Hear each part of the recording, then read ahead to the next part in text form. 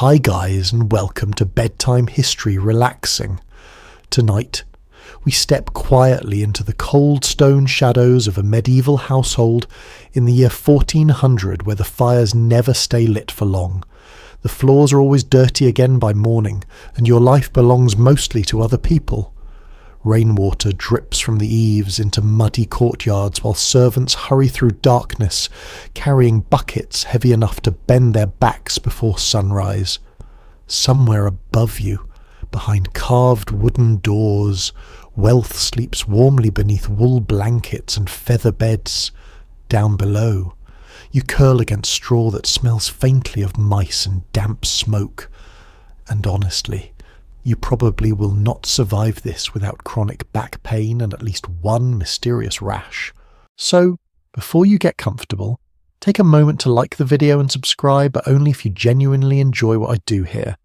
And while you're settling in tonight, feel free to share your location and local time down in the comments. Now, dim the lights.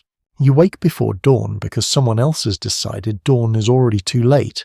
The room around you is black except for the faint orange thread of dying embers in the corner hearth. The air feels wet and cold against your face.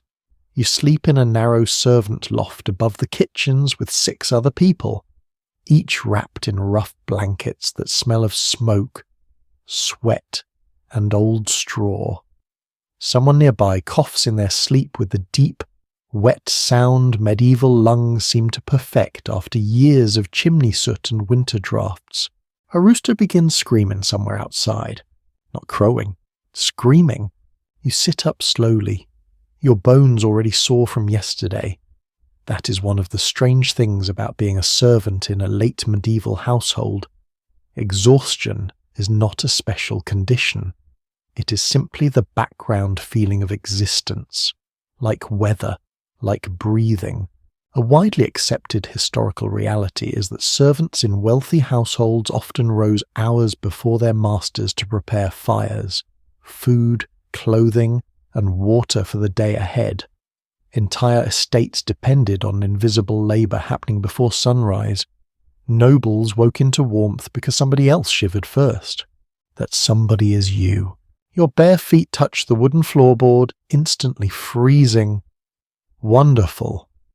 Medieval mornings apparently specialize in making you question every life choice, including the ones you were born into and never actually made yourself. You pull on your wool tunic, stiff from yesterday's dampness. The fabric scratches your neck. Nothing you own fits comfortably because comfort is not considered important for people like you. Clothing exists to survive weather and demonstrate rank. Mostly rank. Beside you, another servant named Martin groans softly and rubs his eyes. He's missing 2 teeth already despite being only 20. Hard bread and bad luck have done their work early. Neither of you speaks much. The household still sleeps, and servants learn quickly that silence matters. Noise travels strangely in stone buildings. A dropped bucket can become tomorrow's scolding. You climb down the narrow ladder into the kitchen below.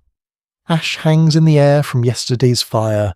The smell is thick and familiar, burned oak mixed with grease and damp wool. Somewhere a rat skitters behind barrels. You are not surprised. Medieval households contained animals with the same certainty. Modern homes contain dust.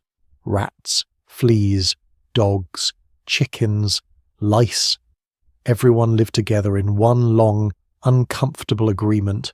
You kneel before the hearth and begin coaxing the embers back to life. First dry straw, then twigs, then careful breath. The warmth slowly grows against your face while the rest of the kitchen remains dark as a cave.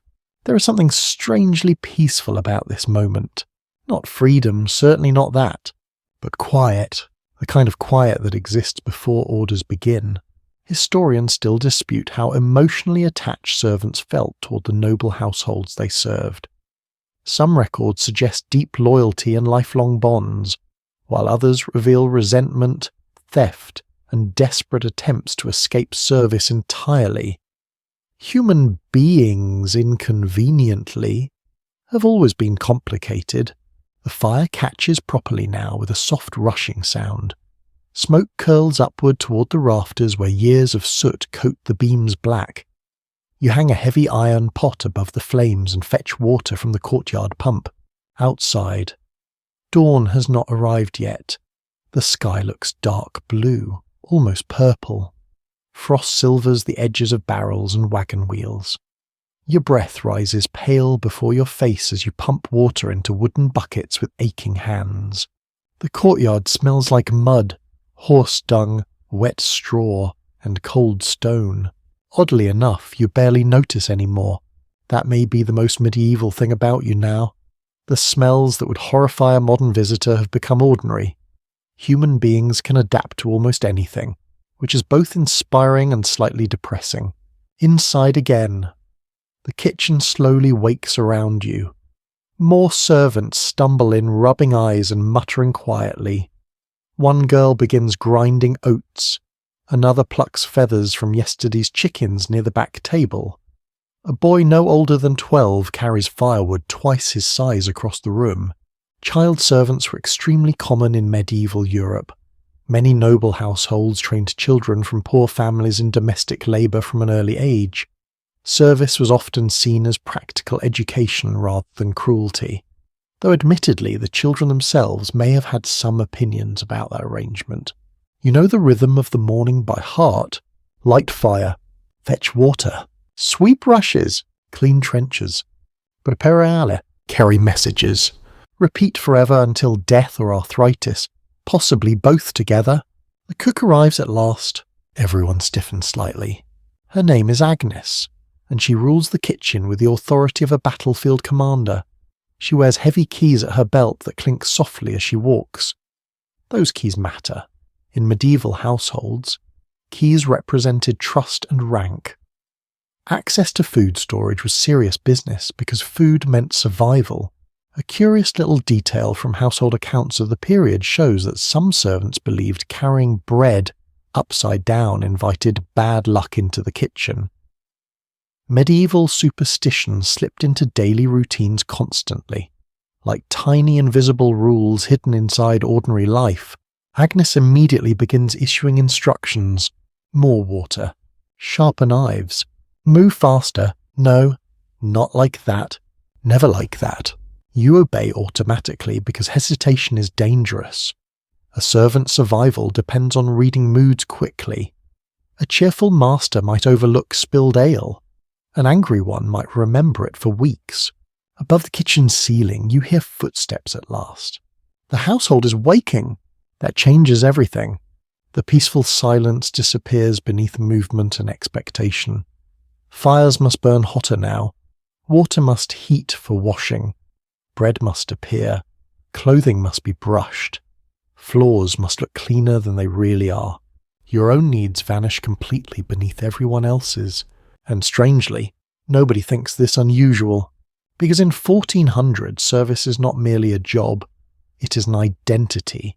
A condition of life built into the shape of society itself. Most people are born into obedience long before they understand what freedom might even mean.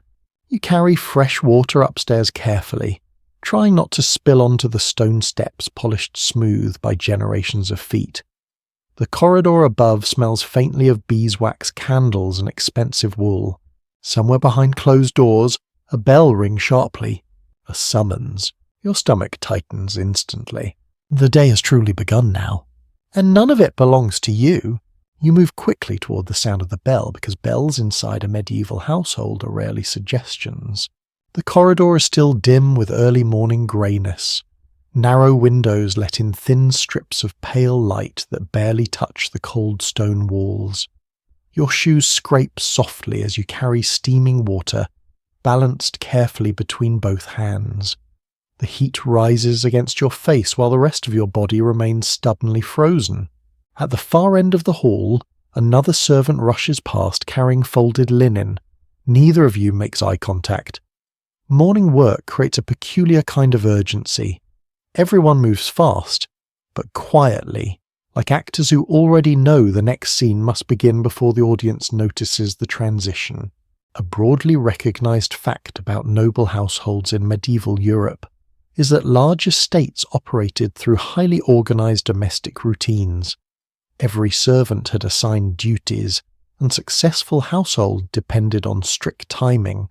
Fires, meals, washing, stable work, and cleaning all followed patterns that repeated almost every day of the year. The household runs like a machine. Unfortunately, you are one of the smaller gears. You stop outside the chamber door and wait. Servants are not supposed to enter immediately after knocking. Rank controls even the speed at which you open a door. A pause follows. Then a muffled voice calls permission. Inside, warmth hits you instantly. The room smells faintly of lavender, candle wax, and expensive fabric. Thick curtains still cover most of the windows, keeping the morning outside at a respectful distance. A fire crackles in the hearth, because another servant rose even earlier than you did to light it. Lucky them. The lord of the household sits upright in bed while a valet helps him into his outer garments. You lower your eyes automatically. Medieval society runs on visible signs of deference. Looking too directly at nobility can appear rude, bold, or strangely threatening, so you become excellent at staring respectfully at floors. The chamber itself feels enormous compared to the servant loft downstairs. Carved wooden furniture gleams in the firelight, fur blankets spill across the bed. A silver cup rests beside a small prayer book on the table. The difference between your sleeping place and this room could probably inspire a political revolution, if enough people compared notes carefully. You set down the hot water basin. The valet barely acknowledges you before barking another instruction. More water downstairs. The rushes need changing. The dogs made a mess in the lower hall. Of course they did. Medieval noble households often allowed dogs indoors, especially hunting dogs. Floors were commonly covered with rushes, layers of straw or reeds scattered across stone surfaces for warmth and comfort. Over time, those rushes collected food scraps, mud, fleas, spilled drink, and whatever else living creatures contributed to the arrangement, which means cleaning them was less decorative maintenance and more biological warfare. Back downstairs you go. The lower hall has begun fully waking now. Smoke curls upward through the rafters while servants hurry between tables carrying bread, ale, and steaming pots of porridge. The room echoes with clattering dishes and muted conversation. Somewhere a hound barks impatiently beside the doorway. You kneel and begin gathering old rushes into wicker baskets. The smell rises immediately. Stalle alle. Wet straw, grease, animal fur, something suspiciously sour that you decide not to investigate too deeply for the sake of your emotional well-being. Fresh rushes are spread across the floor afterward, scented lightly with herbs like lavender or mint when the household can afford it.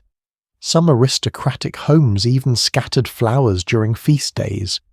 Historians continue debating how effective these pleasant scents really were against the underlying odours of medieval life, though honestly the flowers probably fought bravely before losing immediately. As you work, the steward enters the hall. That changes the atmosphere at once. The steward is not noble, but he stands above ordinary servants in rank and authority. His robe is finer than yours. His hands are cleaner. He carries a wax tablet tucked beneath one arm and walks with the confidence of a man who controls everybody's schedule. You have learned something important already. Power in a medieval household does not exist only at the top. It trickles downward through layers. The steward watches the room sharply, noting unfinished tasks. A kitchen boy receives a scolding for carrying bread with dirty sleeves. Another servant is ordered to polish cups again because fingerprints remain visible in the candlelight. Perfection matters because the household itself represents status. Every polished table, hot meal, and swept floor silently announces wealth to visitors, and servants are the invisible machinery producing that illusion. You continue changing rushes near the high table where the lord and his family will soon dine. Unlike the lower benches, this section receives better cloths, cleaner dishes, and thicker candles. Even furniture obeys hierarchy. A strange little story recorded in some medieval household traditions claimed that placing rosemary beneath dining tables protected noble families from evil spirits and poisoned air. Medieval people linked scent closely with health and morality. Pleasant smells suggested purity, bad odours suggested corruption, disease, or sin, which is unfortunate for everyone working near the stables. You finally straighten your aching back and glance toward the windows. Dawn has arrived fully now. Weak sunlight filters through the glass, turning floating smoke pale gold. For one brief moment, the hall almost looks beautiful. Then someone spills ale. Reality restored. You hurry to clean it before the steward notices. Service teaches you to anticipate problems before they become visible. A quick servant survives longer than a lazy one. An invisible servant survives longest of all. That may be the cruelest lesson inside this world. Your best work is often the work nobody notices. Breakfast service begins. You move between tables carrying trenchers of bread and bowls of oat porridge.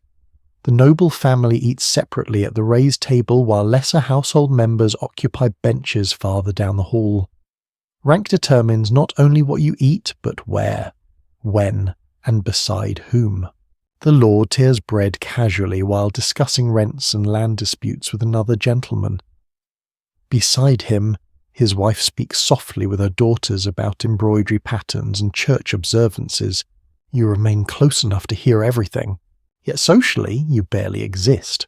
Medieval servants occupied a strange position inside noble households. They lived physically near elite families, sometimes witnessing intimate daily routines, but strict social boundaries remained firmly in place. Familiarity did not equal equality. A young noble child suddenly drops a spoon. Instinct moves you before thought does. You retrieve it immediately, kneeling beside the table. The child barely glances at you while taking the clean spoon back. To him, servants may seem as permanent and ordinary as walls or fireplaces. You wonder briefly whether he has ever carried water in winter darkness. Probably not. The meal continues. More bread, more ale, more requests. The sounds blend together into the rhythm of morning service. Wooden cups scrape tables, boots cross rushes, firewood cracks softly in the hearth. Outside the windows, village life slowly awakens beyond the manor walls. But inside here, the household already controls your entire day, and the sun has barely risen. By mid-morning, your body has already forgotten what resting feels like.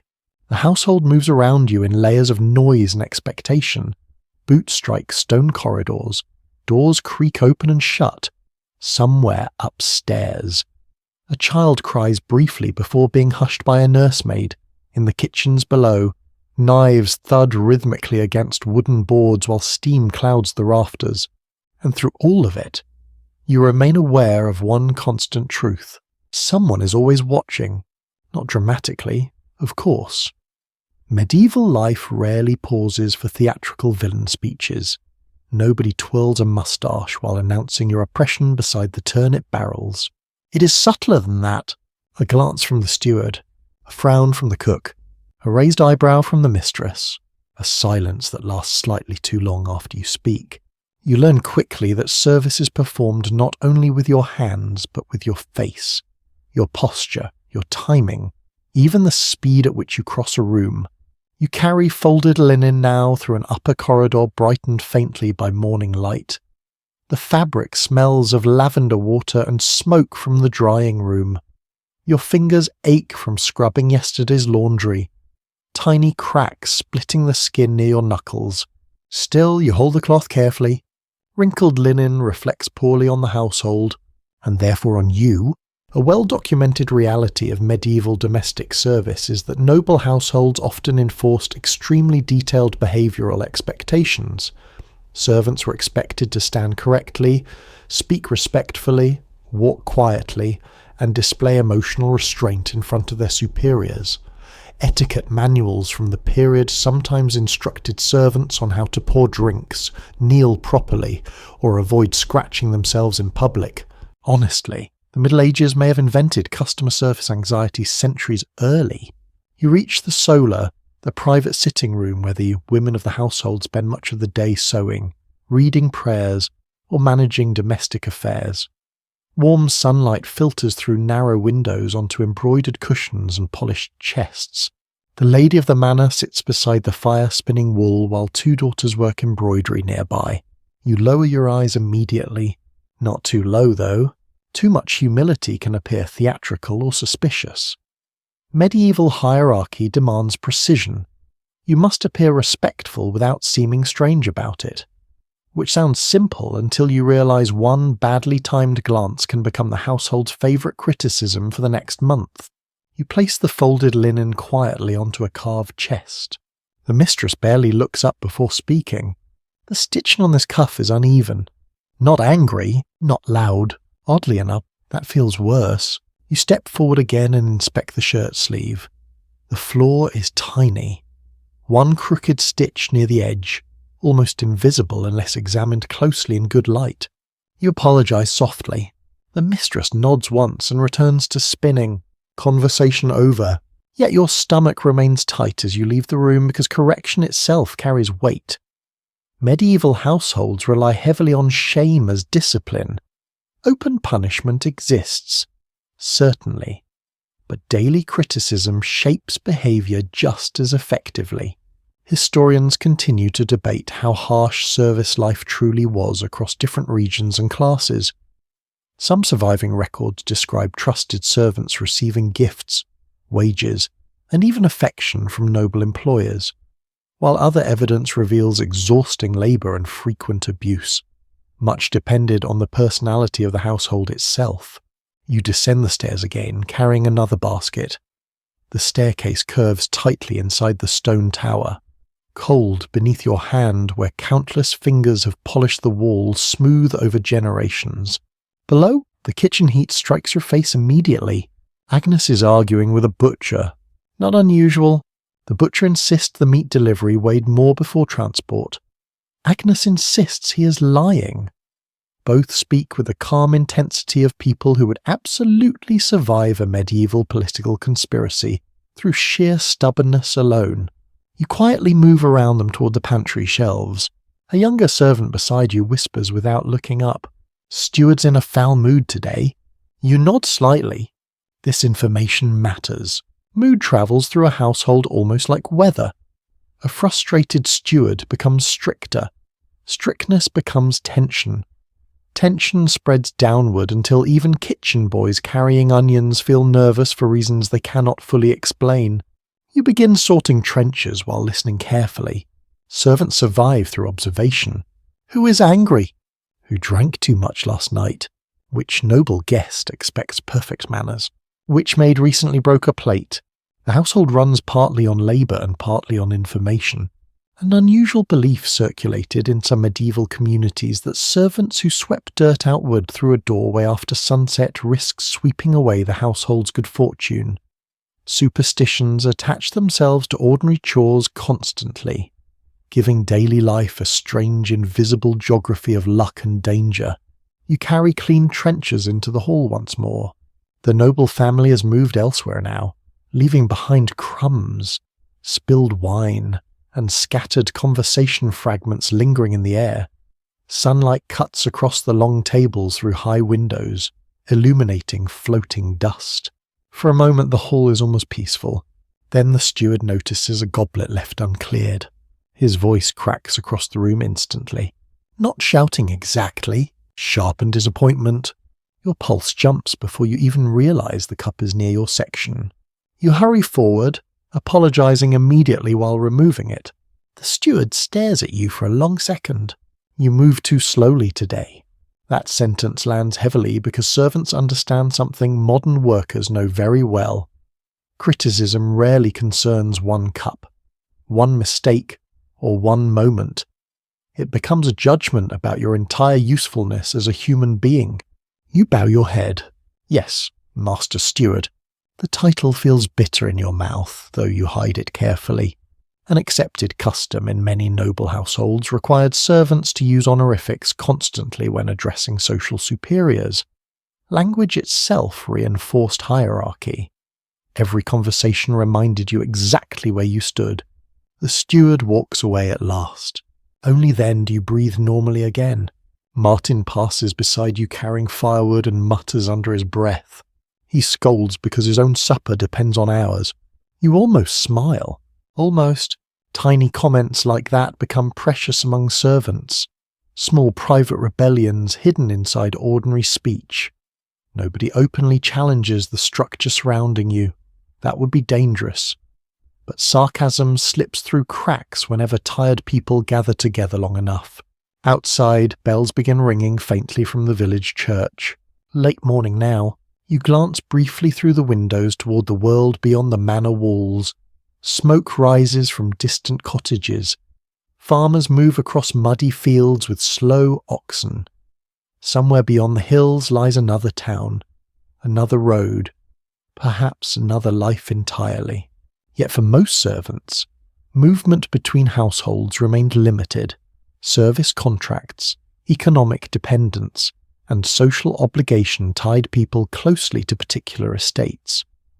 Freedom existed in theory more often than practice. A noble guest suddenly enters the hall unexpectedly. Everything changes instantly again. Servants straighten, voices lower, movement sharpens. You step aside against the wall with lowered gaze while the guest crosses the room in fur-lined robes carrying the cold smell of outdoor air and horses. Invisible again, useful again, watched again, and the day still stretches endlessly ahead of you. By the time the midday meal approaches, hunger has become a steady ache sitting quietly beneath your ribs. You notice it most when carrying food. Fresh bread passes through your hands, warm from the ovens. Fat glistens on roasted meat carried toward the high table. Onion broth steams from iron pots while the sharp smell of garlic and herbs fills the kitchen air. And none of it belongs to you. Well, not the best parts anyway. The kitchen feels hotter now, crowded with servants moving in overlapping rhythms. Someone sharpens knives near the hearth with slow scraping strokes. A maid rinses wooden cups in cloudy water. Agnes stands near the ovens, wiping sweat from her forehead, with the corner of her sleeve while shouting instructions over the noise. The heat presses against your face after the cold corridors upstairs. Smoke stings your eyes slightly. Your tunic clings damply to your back from hours of work. This is the strange balance of medieval service. Always too cold, or suddenly much too hot. Rarely comfortable in between. Evidence from surviving household accounts shows that food distribution inside noble homes followed strict social ranking. High-quality meats, spices, white bread, and sweet wines went first to the lord's table, while servants received darker bread, pottage, small ale, and leftovers after their superiors had eaten. Hierarchy could literally taste different depending on where you sat. You help carry trenchers into the hall again. The room glows softly now, beneath daylight pouring through narrow windows. Dust floats golden through the air above long tables lined with cups and folded cloths. The noble family gathers at the raised dais, while lesser retainers fill benches farther below. You and the other servants move constantly between them like shadows carrying bread, ale, knives, and steaming dishes. The lord laughs at something one of his guests says. You do not hear the joke clearly. That is probably for the best. Medieval humour can become alarmingly specific about bodily functions with almost no warning. A small boy at the lower table grabs for extra bread before grace is finished. His mother smacks his hand immediately. Rules surround meals everywhere. When to sit, when to eat, who speaks first, who receives the choicest cuts. Even thirst follows hierarchy. You refill cups carefully while trying not to spill ale onto the tablecloth. The fabric itself costs more than you likely earn in months of labour. Your hands stay steady mostly because fear improves coordination remarkably well. One misplaced movement and the steward's expression will haunt your afternoon. Near the far wall, 2 hunting dogs wait hopefully beside the benches. They stare at the meat with heartbreaking devotion. Occasionally scraps fall their way from generous diners. Honestly, the dogs may have slightly better odds than you. A curious custom noted in several medieval households involved servants tasting certain dishes before noble diners ate them, partly to test temperature, and partly from lingering fear of poison.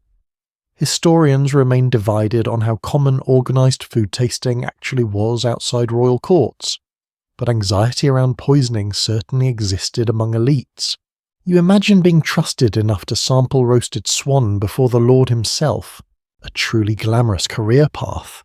Instead, you carry away empty bowls and collect discarded bones into baskets for the kitchens. Your stomach tightens painfully at the smell of roasted meat still clinging to them. Finally, after the upper tables begin finishing their meal, the servants eat, not together exactly, more in waves. Those closest to the kitchens grab moments when work briefly loosens its grip. You sit on a low bench near the back wall beside Martin and another maid named Alice. Your meal consists of coarse brown bread, thick oat pottage, and weak ale safer to drink than much of the water. The bread feels heavy and dense in your hands. You eat quickly. Everyone does. Long meals belong to richer people. Still, there is relief in finally sitting down. Your legs throb faintly beneath the table, across from you. Alice rubs one wrist absently before tearing bread with tired fingers. Nobody speaks much at first. The sounds around you fill the silence instead. Wood crackling in the hearth. Murmured conversation. Dogs shifting beneath tables. Distant footsteps overhead. A bell ringing faintly from the chapel outside. Life inside the manor never truly stops. It only changes speed. Some scholars propose that servant meals occasionally created rare moments of camaraderie across age and gender divisions within households. Others caution that tensions, rivalries, and exhaustion often prevented any romantic sense of servant solidarity. Hunger and fatigue do not always produce friendship. Sometimes they simply produce quieter hunger and fatigue. Martin finally mutters beside you. Cook watered the stew again. Alice snorts softly. You noticed because there are fewer onions floating. Tiny jokes, tiny rebellions. They matter more than expected. You eat another spoonful slowly while staring toward the high table now mostly abandoned. Crumbs remain scattered across white cloth. Silver cups gleam near extinguished candles.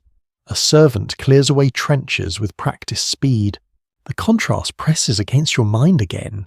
Same hall, same roof, entirely different worlds. In medieval society, service placed you physically close to wealth while keeping you socially distant from it.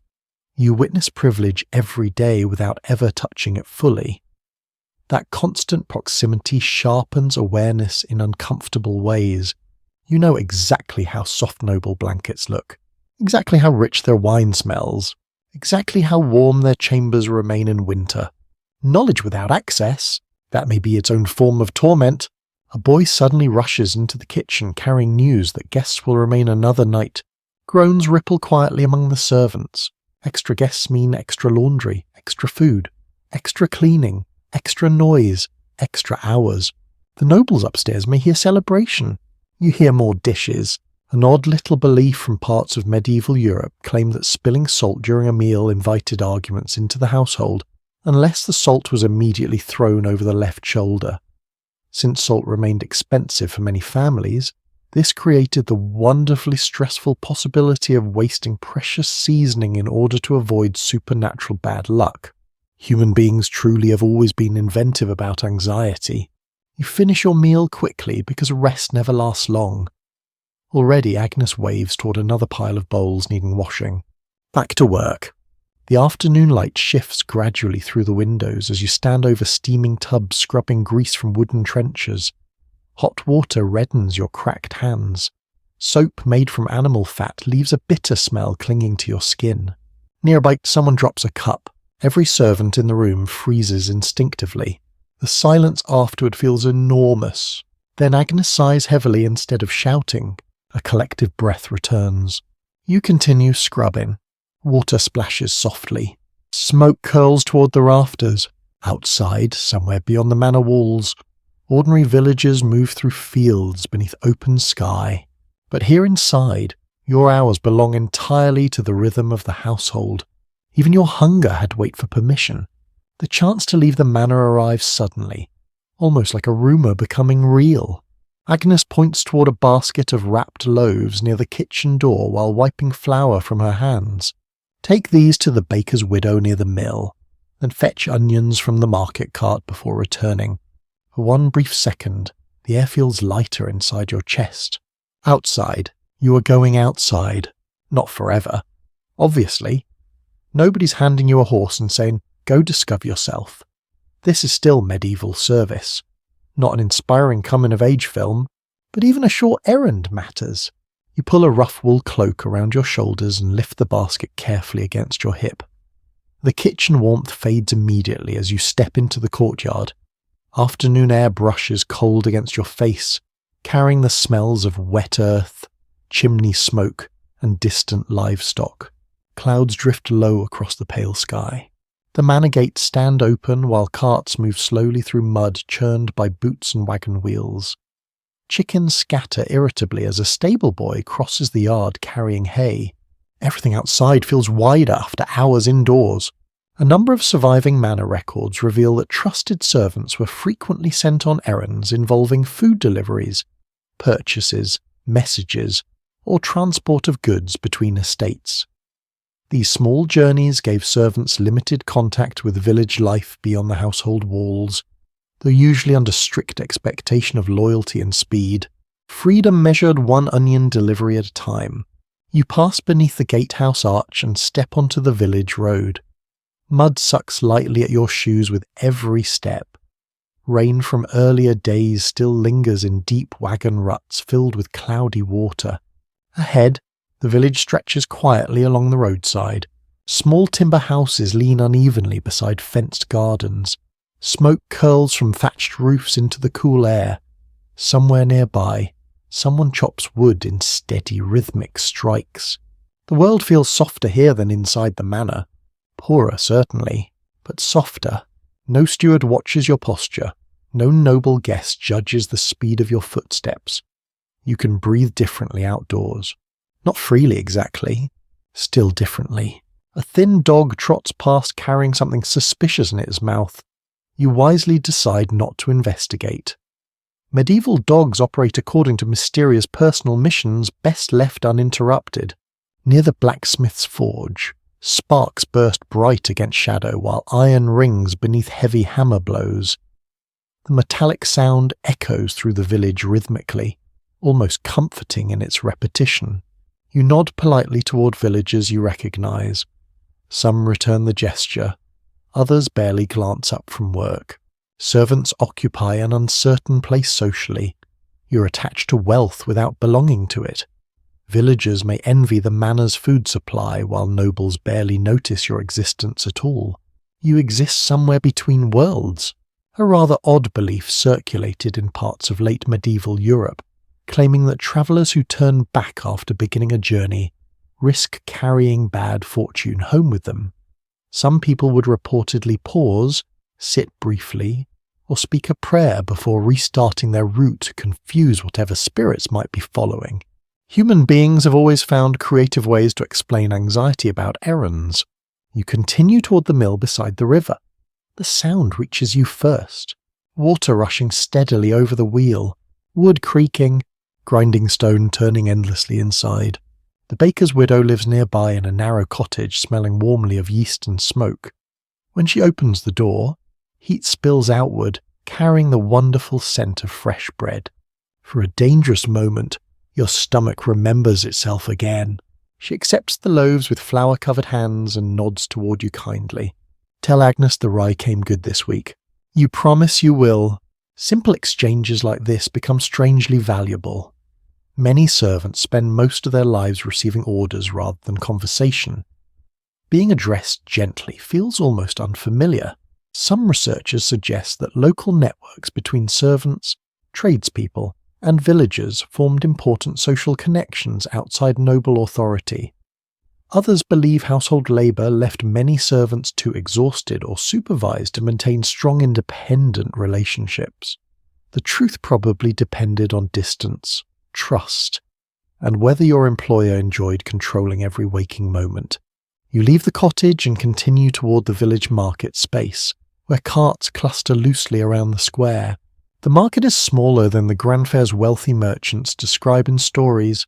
Still, it buzzes with life. A fish seller argues loudly with a customer beside barrels smelling sharply of salt and river water.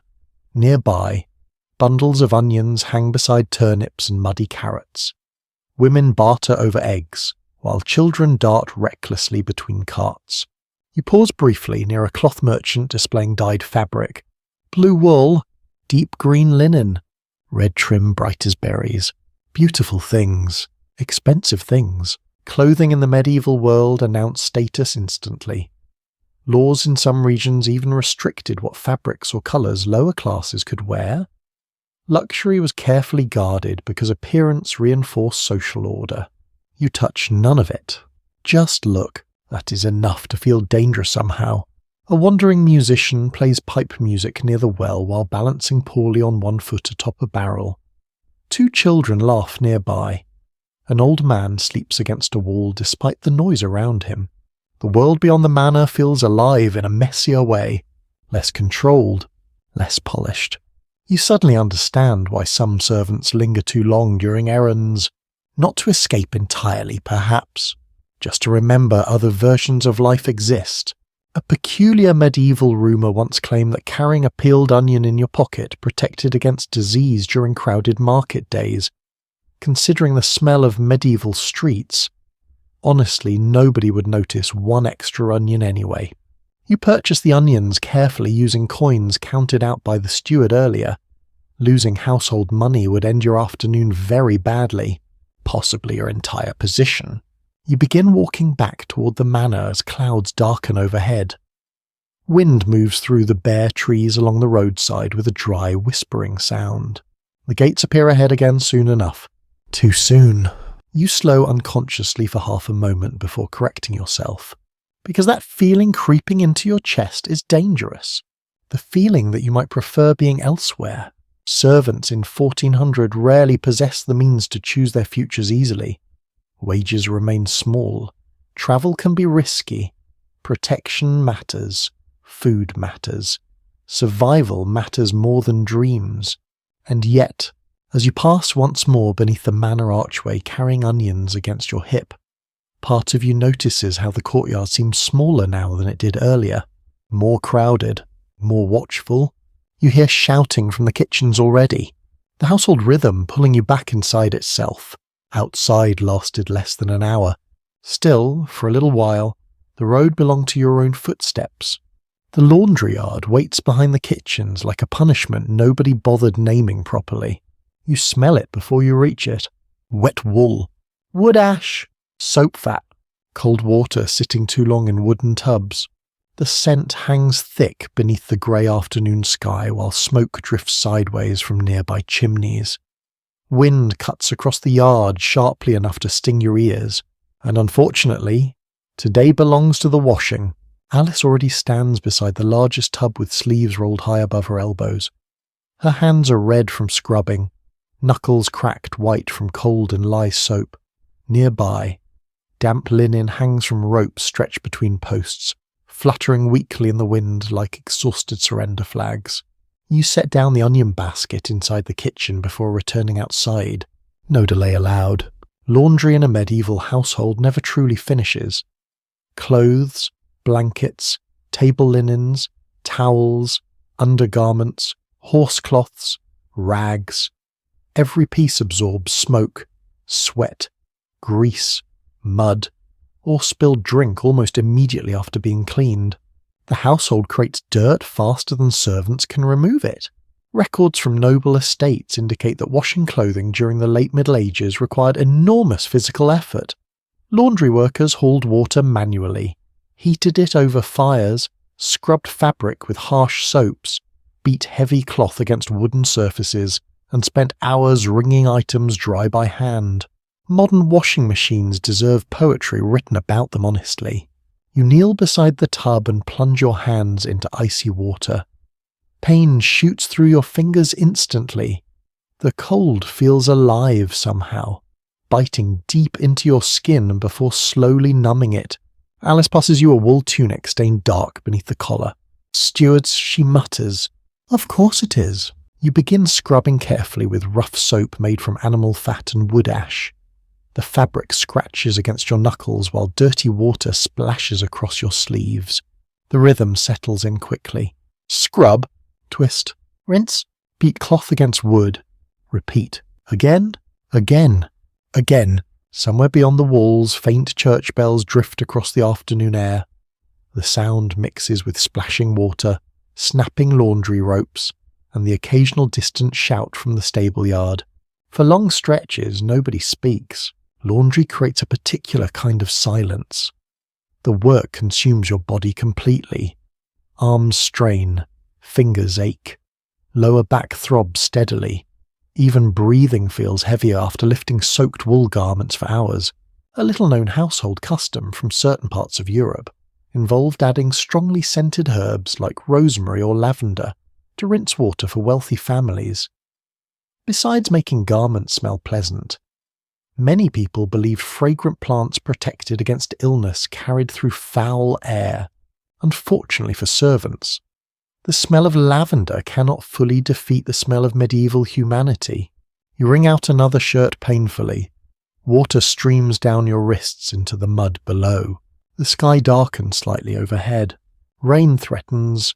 That creates tension immediately because wet weather complicates everything. Laundry dries slowly in damp air. Linen can mildew.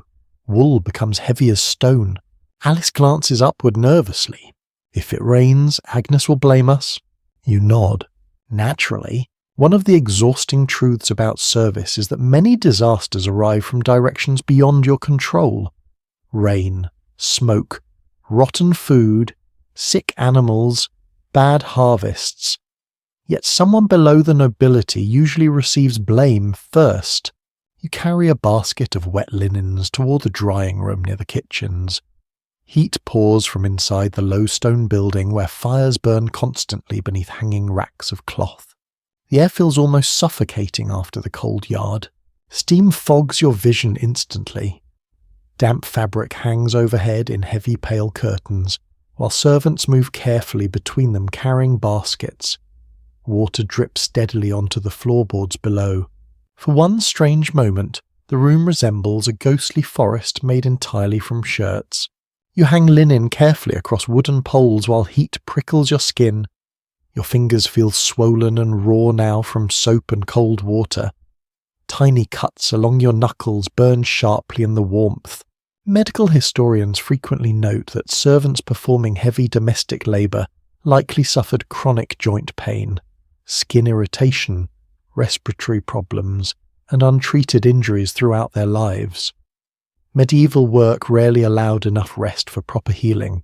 Your body simply learns to continue hurting. That becomes normal. A young servant boy squeezes past carrying another dripping bundle nearly larger than himself.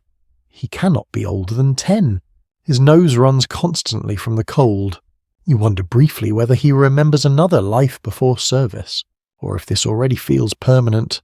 There is very little privacy in household labour. Everyone sees exhaustion happen slowly to everyone else. Back outside, rain finally begins, only lightly at first. Small cold drops tapping against the yard stones. Then more steadily. Wonderful. Alice groans softly while rushing toward the hanging lines.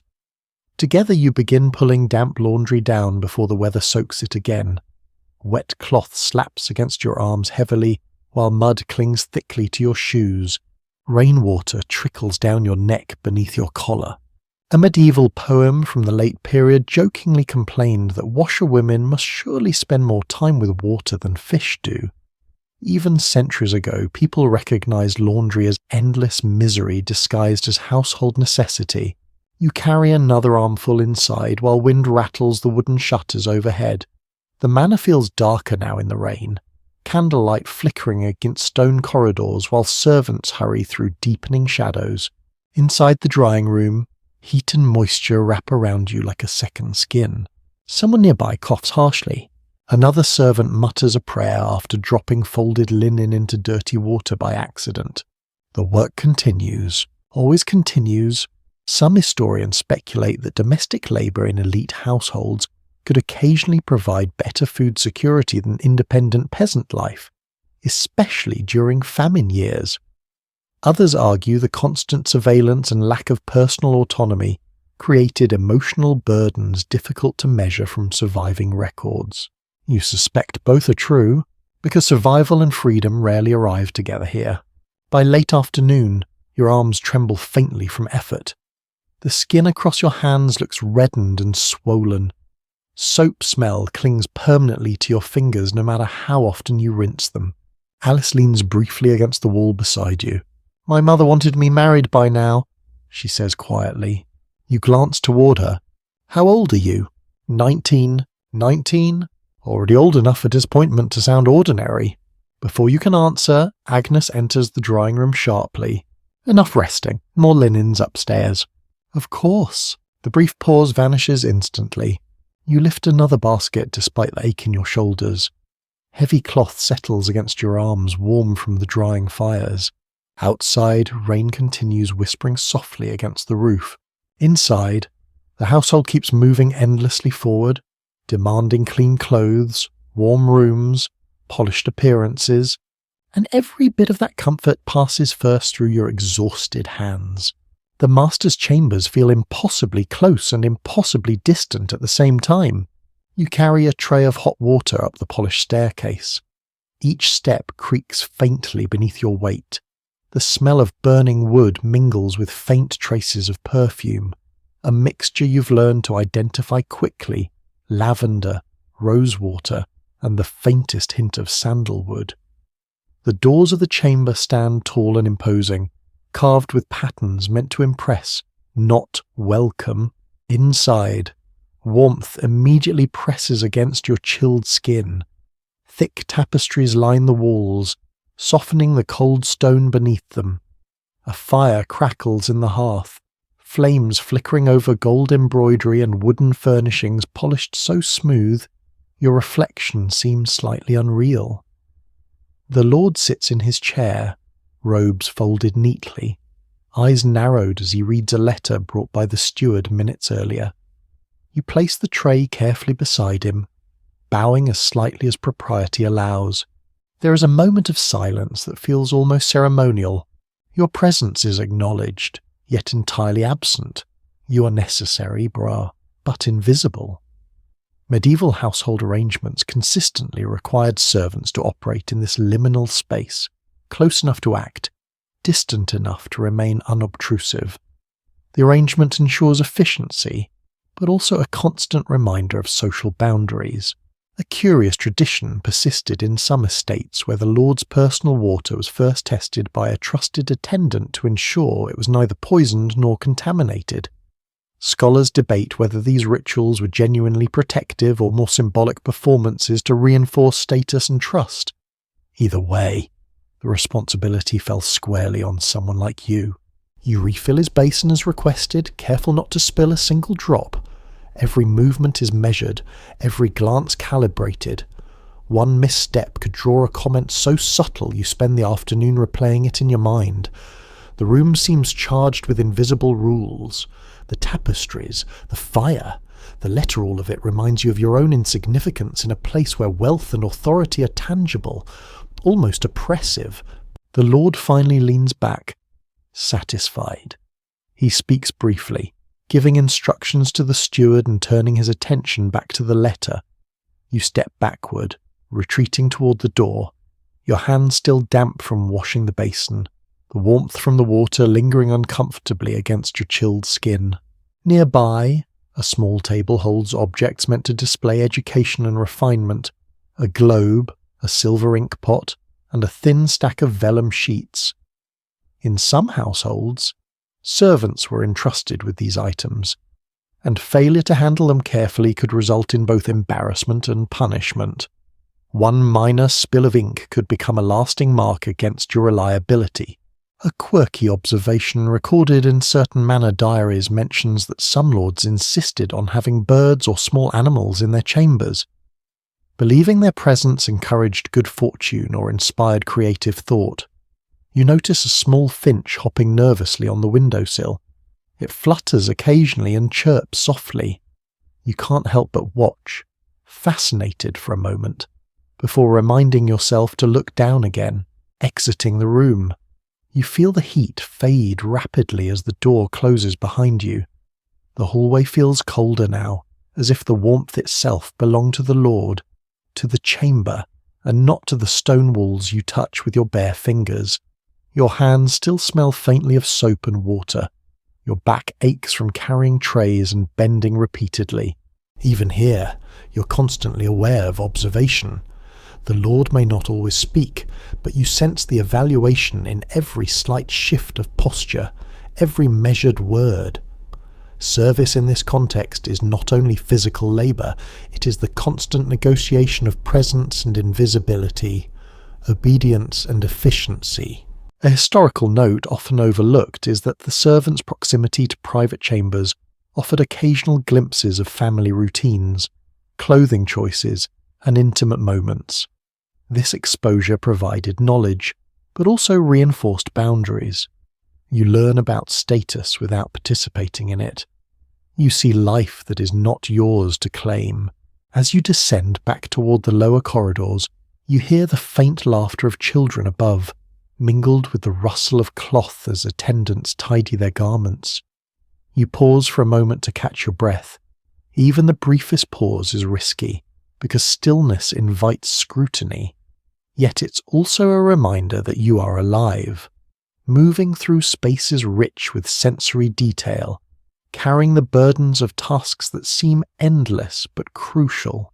The chambers behind you fade, but their presence lingers in your awareness: warmth, fragrance, authority, distance.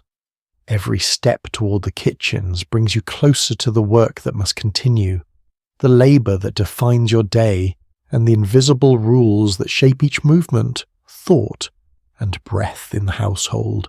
The mistress's voice cuts through the hallway before you reach the kitchens, crisp and measured. You pause at the doorway to catch your balance, feeling the familiar mix of apprehension and habit settling over your shoulders. Every day, her presence brings both instruction and expectation. She moves with authority honed by years of managing not just the household, but people like you, who are constantly under watch. Your hands still carry traces of the basin and tray you cleaned in the Lord's chamber. You instinctively wipe them on the corner of your apron, though you know the cloth is barely cleaner than before. Orders arrive as soon as you enter. Fetch herbs from the larder. Prepare the guest chamber for visitors arriving this evening. Polish the silver bowls and check the stock of firewood.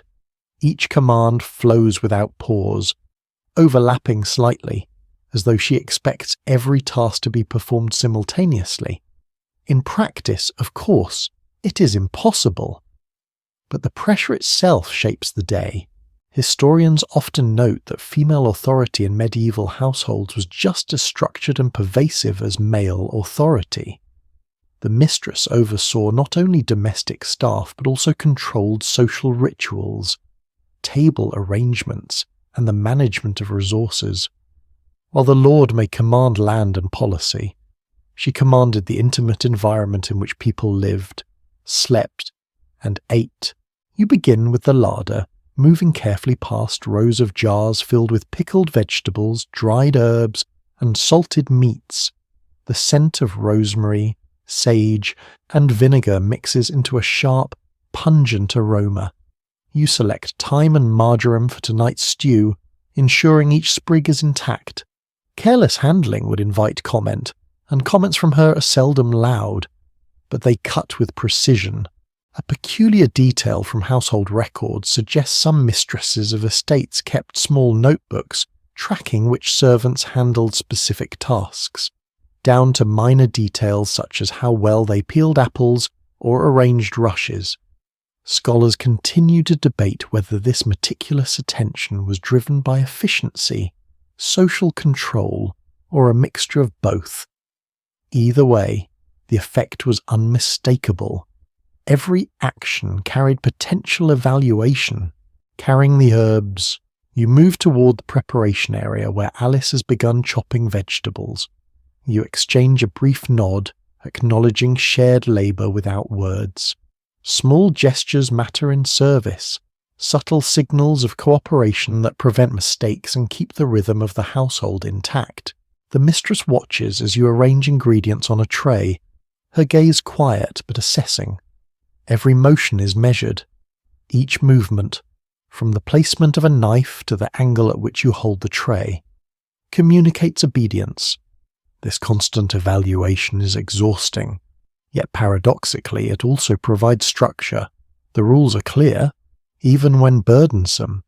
A quirky household custom recorded in some medieval diaries involved arranging herbs in a particular order to encourage good fortune in meals.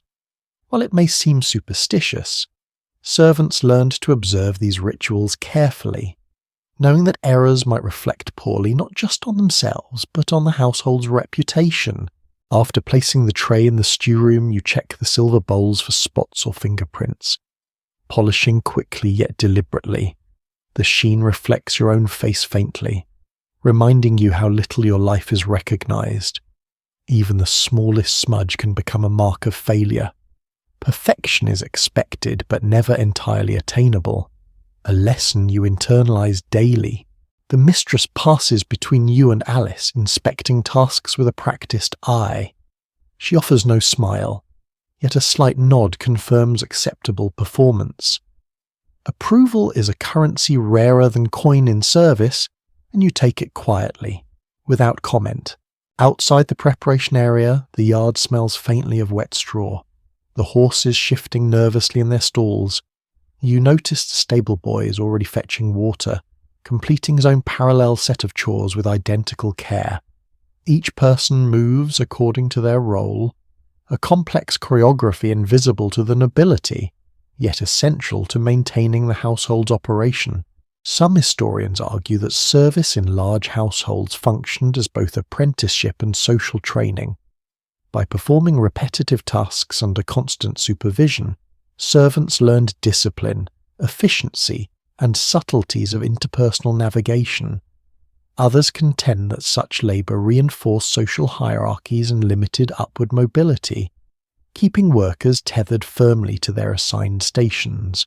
A bell rings faintly from the chapel across the estate, a reminder of prayer, routine, and timing. You glance at the mistress, her eyes flick briefly toward it before returning to her rounds. Religious observances structure the household day, imposing rhythm on labour and rest alike. Even when you would rather pause, sit, or simply breathe, you move next to polish the silver cups, wiping each with care, feeling the weight in your hands. The metal is cold and smooth, almost soothing if you focus long enough, yet the task is never ending. Each reflection reminds you of the invisibility that shapes every day. You are present everywhere, yet recognized nowhere. By the time the herbs are sorted and the bowls polished, the mistress turns her attention to another room. Her movements mark the conclusion of this segment of her supervision. You exhale softly, muscles stiff, hands aching, but for now, the pressure lifts, only to return with the next task. Even this temporary relief feels significant. Moments of calm, however brief, are a quiet treasure in service life, treasured precisely because they are fleeting. You step outside into the stable yard with a small bucket of water in one hand and fresh hay in the other. The air feels damp and smells strongly of earth, horses, and the faint tang of manure. Mud squishes under your boots, a constant companion to outdoor chores. Every step requires careful balance, not just to avoid falling, but to avoid spilling water or scattering hay. Each mistake is noted, silently or aloud, by someone whose eyes are trained to observe tiny errors. Horses shift in their stalls, stamping hooves against stone floors that have been scuffed smooth over decades. The younger ones nick and whinny nervously as you approach, nostrils flaring against the scent of strangers, smoke, and feed. You instinctively adjust your pace, speaking softly so the older, calmer animals do not panic. Medieval stables were far more than storage for livestock. They represented essential labour hubs, social hierarchy, and even household prestige. Properly fed and groomed horses signified wealth, while negligence could reflect poorly on the staff responsible. The pressure to maintain order, cleanliness, and appearance in the stables rivaled even the kitchens in importance. You pour water into troughs, hearing the sound splash against wood. It is oddly satisfying, though brief. A small dog trots alongside you, following your movements while wagging its tail nervously. You bend to pat it gently, a tiny reward for yourself in a world that offers few. Nearby, a stable boy arranges straw in each stall meticulously. You notice his hands are raw, palms cut from hours of lifting, cleaning, and bending. Children as young as 10 often performed strenuous labour, and surviving the first few years required both endurance and luck. Some scholars argue that early exposure to hard work trained servants effectively for lifelong domestic service. Others emphasise the physical toll it exacted, suggesting chronic injury was almost guaranteed. You move to groom one of the larger horses. The animal shifts, nudging you with its nose. Curious or impatient, you brush its coat slowly, following the direction of hair, careful not to startle it. The warmth of the horse beneath your hands contrasts sharply with the chill in your own fingers. A quirky detail recorded in several manor diaries mentions that some servants believed whispering to horses improved their temper and obedience. Whether practical or superstition, the whispers became part of routine, as necessary as the sweeping and scrubbing that framed your entire day. You murmur something low, almost automatically, while continuing your work. The master's son passes through the yard briefly, mounted on a small pony. He waves briefly without dismounting, barely acknowledging the servants. This fleeting contact reminds you again how proximity to the family brings insight without equality. You see their lives, feel their warmth, understand their routines, but remain strictly outside of it. Beyond the yard, you notice carts slowly moving toward the market. The smell of baked goods, fresh fish, and strong ale drifts faintly on the wind. You feel a small pang of longing. Market days are brief chances to glimpse the larger world beyond the estate, to see others living differently, moving differently, choosing differently. Freedom, of course, remains a distant concept. You're still tethered to duty, to expectations, to the household itself. A historical observation notes that errands to markets or nearby villages were both practical and symbolic. Servants carried food, messages, and supplies, but these trips also reinforced the structure of control. Movement beyond the walls was allowed, yet monitored, always temporary, and always tied to service. The village exists as a liminal space, a reminder of life beyond while keeping you tethered firmly to responsibility. You refill the water bucket and tend to the smaller animals, moving efficiently now through the yard. Each task is a small choreography of observation, attention, and repetition. Mistakes are remembered and sometimes silently reported to higher authority. Obedience is measured not only by what you do, but by how invisible you are while doing it. Rain begins lightly again, tapping against the roof of the stable and cold stones beneath your boots. You work quickly, aware that wet straw and sodden muck increase the risk of slips and errors. The smell intensifies, sharp and earthy, reminding you of the physicality of this labour. Hands smell faintly of hay, leather, and water that refuses to dry. As the afternoon progresses, more servants arrive to help with feeding, mucking, and grooming. Everyone moves in overlapping rhythms, a silent understanding guiding each step. Cooperation exists because failure is collectively dangerous, Yet camaraderie is often fragile, punctuated by exhaustion and the constant presence of authority figures. One of the older grooms hums quietly while brushing a horse. The tune is barely audible over the sounds of hooves, dripping water, and distant village life. Small, private moments like this are rare treasures, ephemeral reliefs that pass almost unnoticed. The steward appears at the yard entrance, scanning the work quickly with practiced eyes. No words are necessary.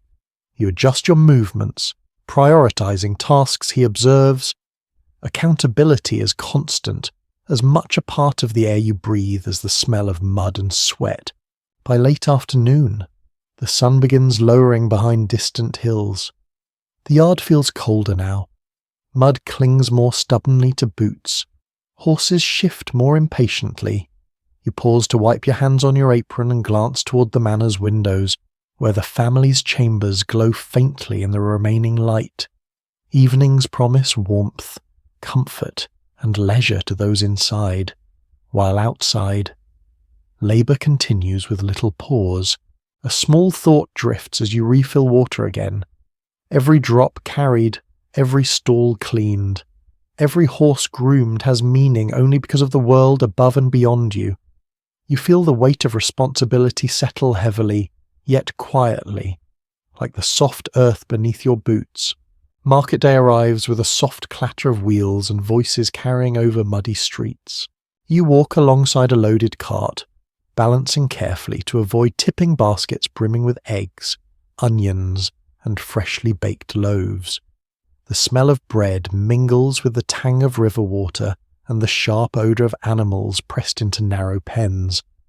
Every footstep sends mud squishing beneath your boots while your arms ache from hours of lifting, carrying, and adjusting the weight. For a brief moment, the outside world seems vast. You notice the village square stretching into sunlight, dust rising in faint clouds above wagon wheels, and the chatter of traders negotiating prices in tones both loud and subtle. People haggle, barter, and sometimes shout, creating a rhythm that feels chaotic yet strangely alive. Evidence indicates that in late medieval Europe, nobles often sent servants on errands to nearby markets to purchase supplies or deliver goods. These trips provided temporary exposure to the broader world, though the tasks were strictly monitored and limited in duration. Mobility existed in theory but rarely in practice. You are free to move, but only along routes that serve the household. A small child darts between carts chasing a chicken, and you flinch instinctively, adjusting your basket. Oddly, the child's fearlessness feels like a luxury. You have long forgotten what it is to move entirely without purpose or consequence. The fishmonger calls out to a customer with practiced volume, lifting a slippery herring from a barrel and tossing it onto a scale. The clatter of metal against wood punctuates the smell of salt, fish, and wet straw. You pause to avoid interference, but you cannot help noticing how the rhythm of life here contrasts sharply with the regimented order of the manor. A surviving diary from a rural estate mentions that some servants cherished these excursions, if only for the chance to glimpse something resembling autonomy. Others viewed them purely as extension of duty, measured by the time taken and the weight of goods transported. Your own sense of relief is brief but noticeable. You deliver the eggs to a small cottage at the edge of the village, nodding politely to the baker's widow. She smiles faintly, the kind of small acknowledgement rare in your day but meaningful. She thanks you, and for a moment you almost feel seen, not merely a cog in the machine of the household. Nearby, a cart laden with vegetables tips slightly, and a boy scurries to steady it. You pause, then continue. Even the slightest lapse in attentiveness can create ripple effects that might result in blame later. Responsibility follows you, invisible yet unyielding, wherever you walk. Accounts occasionally describe servants observing the social world during market trips, noting wealth, gossip, and disputes, yet remaining invisible participants. You see merchants negotiating prices, women exchanging news, and travellers moving purposefully, all while knowing your role confines you to the margins. The world is wider than the manor, yet your path remains measured, deliberate, and controlled. A few coins pass through your fingers as payment for the goods you pick up. You count them carefully, knowing miscalculation could result in reprimand or worse.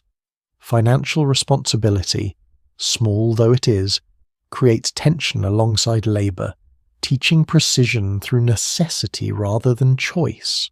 You pause beside a cloth stall, briefly touching the smooth dyed fabrics. Blue wool, green linen, scarlet trim.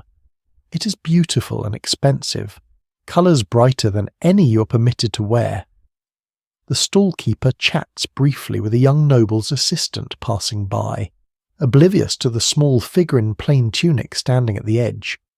You recognise how sharply hierarchy manifests not just in wealth, but in access and visibility. Interestingly, some rural accounts note that servants would sometimes memorise routes, market prices, or social connections encountered during errands, storing knowledge like a hidden treasure. This information could subtly improve their position within the household. Though always under watchful eyes, knowledge was power, even when its application remained constrained. You collect the last items from the vegetable cart, adjusting your load to keep balance. The smell of damp earth and fresh produce rises sharply, filling your senses. You glimpse the manor gate in the distance, a constant reminder of the boundary between the world of autonomy and the world of expectation. With baskets balanced, you begin the long walk back, moving carefully over rutted streets. Your steps carry the weight of responsibility, physical labour, and awareness. Each sound, each gesture, each glance matters. Even here, among familiar faces in the village, your role defines you. You are present in the market yet absent socially, a servant always tethered to duty and expectation.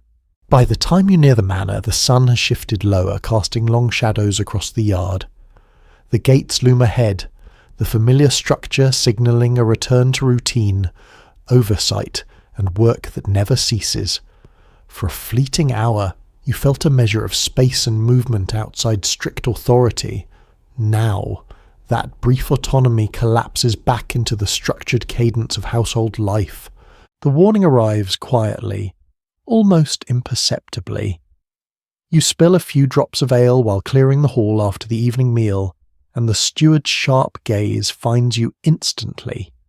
There is no raised voice, no dramatic reprimand. The silence itself feels heavy, the pause long enough to make your stomach twist.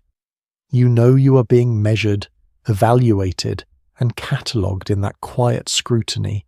In medieval households, discipline was often subtle. Scholars note that many forms of correction relied on shame, delayed tasks, or the silent observation of mistakes rather than physical punishment alone. The pressure to perform perfectly at all times weighed heavily, yet was rarely articulated explicitly. The social hierarchy created accountability that extended beyond words. You bow your head slightly, retrieving the spilled ale with careful hands, pretending to work quickly enough to erase the mistake. Every movement matters. The steward shifts and continues down the hall, footsteps fading. Relief washes briefly over you, tempered by the knowledge that the next slip, however minor, will not go unnoticed. Punishments took many forms in medieval service. Some households relied on withholding food, assigning extra labour, or subtle humiliation in front of peers. A record from a manor account mentions a servant required to wear a coloured ribbon indicating a minor fault, a signal visible to others that could humiliate more effectively than verbal scolding. Such practices reinforced obedience without dramatic spectacle. You return to clearing tables while listening to the soft shuffle of other servants at work. Some speak quietly to each other in hushed tones, exchanging news of tasks, minor observations, or playful complaints. These whispered communications are essential for survival, tiny breaths of human interaction in a world dominated by authority and labour. Nearby, Martin mutters softly about the steward's mood, noting that small errors seem magnified today. You nod slightly, understanding without speaking.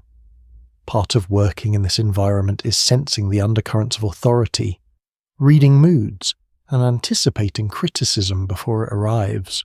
The smell of wet rushes, ale, and smoke fills the hall. The floors, still damp from repeated cleaning, reflect the firelight faintly. Your hands ache from scrubbing, moving constantly to maintain the appearance of perfection. Attention to detail is paramount. The household's reputation depends on it. A dropped spoon or unpolished cup might seem insignificant to outsiders, but within the manor, it speaks volumes. Interestingly, some accounts suggest that servants occasionally used minor errors to communicate quietly among themselves, subtle messages embedded in small mistakes or deliberate oversights. This form of private expression offered a sense of agency in an environment designed to monitor every action. You move toward the scullery to rinse dishes, careful not to slip on wet stone. Steam rises from the pots, warm against your face but dampening your sleeves. The work is repetitive yet unrelenting, requiring both strength and precision. Medieval domestic labour often demanded endurance beyond what modern observers would expect, combining physical, cognitive, and emotional effort simultaneously. A few moments later, you notice a fellow servant accidentally bump a tray. Agnes casts a fleeting glance but says nothing. Relief passes between them and the others silently, as if understanding the risk of observation is shared knowledge. In this environment, awareness becomes a survival skill. By the time you finish, the hall is quieting, the noble family retreating to private chambers, the fire dwindling softly in the hearth. Yet discipline lingers. You remain alert, conscious of every gesture, every motion, every possible evaluation. The memory of earlier scrutiny sharpens your movements and steadies your hands. Medieval observers occasionally describe the mental toll of continuous oversight on servants, noting that even minor lapses could cause anxiety lasting hours or days. Performance anxiety, the constant pressure to anticipate expectations, and the necessity of invisibility created psychological stress that complemented physical labour. You pause for a moment, gathering your breath, glancing around the hall. The silence feels temporary, fragile. Any misstep could disturb it. Yet within this structure, there is a rhythm, a predictability, and oddly, a strange sense of control, following procedure precisely, obeying orders without question. Surviving one day at a time, these become measures of mastery within confinement. A fleeting sense of relief emerges as you step toward the staircase, returning to your loft above the kitchens. The day continues, but the threat of immediate punishment has passed. You can breathe, though only lightly, aware that vigilance is never truly over. The preparations for tonight's feast begin while the last light of afternoon fades into the hall. You move briskly between tables, arranging bowls of fruit, polishing silver candlesticks, and checking the placement of chairs with the precision of someone carrying invisible weight. Every object you touch reflects both your labour and the expectations of those who will dine above you, highlighting the subtle power dynamics that structure every task. Records from medieval estates suggest that preparing for a feast could require the coordinated effort of dozens of servants, each responsible for a different element, from cooking to cleaning to table arrangement. Some accounts note that these events served as both social spectacle and demonstration of status, meaning that errors among the staff could inadvertently diminish the household's reputation. You carry a basket of fresh herbs to the kitchen, the pungent aroma of rosemary and thyme filling your nostrils. These herbs will flavour the stew and garnish the roast. elevating the meal for guests while your own portion will likely consist of leftover pottage. Observing these disparities daily reinforces awareness of your place in the household hierarchy. Interestingly, a few household manuals describe rituals in which certain spices were arranged in geometric patterns on serving platters, thought to attract good fortune and ensure the Lord's favour. Servants were responsible for executing these delicate presentations flawlessly, their precision directly tied to both appearance and superstition. You pause briefly to observe Alice carefully slicing vegetables, her hands moving rhythmically as she works. The coordination required is impressive, the repetition hypnotic. Both of you have learned to maintain efficiency while avoiding attention to any small errors, a skill that seems simultaneously practical and psychological.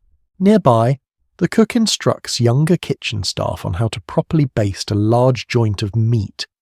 The aroma of roasting fills the air, mingling with the sharp smell of wood smoke and the earthy scent of the courtyard that drifts through open windows. The sensory overload is exhausting, yet somehow grounding, a constant reminder of the work that sustains both household and life. Some sources note that large feasts were occasions for careful observation by the household master and steward, assessing not only the quality of the meal, but the diligence of the staff. Their subtle monitoring created a pervasive tension, requiring servants to be aware of both material and social responsibilities at all times. You carry polished silver to the high table, placing cups and dishes with meticulous care. The noble family will dine here shortly, their guests arriving from nearby towns and estates. Each plate, each utensil, each folded napkin reflects your work and diligence, an invisible extension of the household's prestige. A quirky tidbit from one surviving diary recounts that a servant once arranged candlesticks incorrectly at a minor lord's banquet and was compelled to carry the candlesticks through the halls repeatedly until alignment was exact. Such tasks reinforced precision, humility, and constant awareness of scrutiny, blending labour with subtle psychological control. Your arms ache slightly as you continue preparing. Every step demands attentiveness. Every action carries consequence. The sun now fully gone. Candlelight flickers across polished tables and gleaming floors. Shadows dance gently over the walls, but the warmth of firelight does little to soothe the tension in your back or shoulders. You move toward the kitchen again, checking the stew's seasoning and ensuring that each pot is placed at the correct distance from the fire. The cook passes by, nodding subtly, a rare moment of acknowledgement that brings a small, fleeting satisfaction. You feel the momentary lift, brief, yet tangible, before returning to the constant rhythm of labour. Accounts from the period describe feast preparation as a microcosm of household life, hierarchical, high-pressure, repetitive, yet essential. Servants developed endurance, attention to detail, and an understanding of subtle authority structures that define daily existence.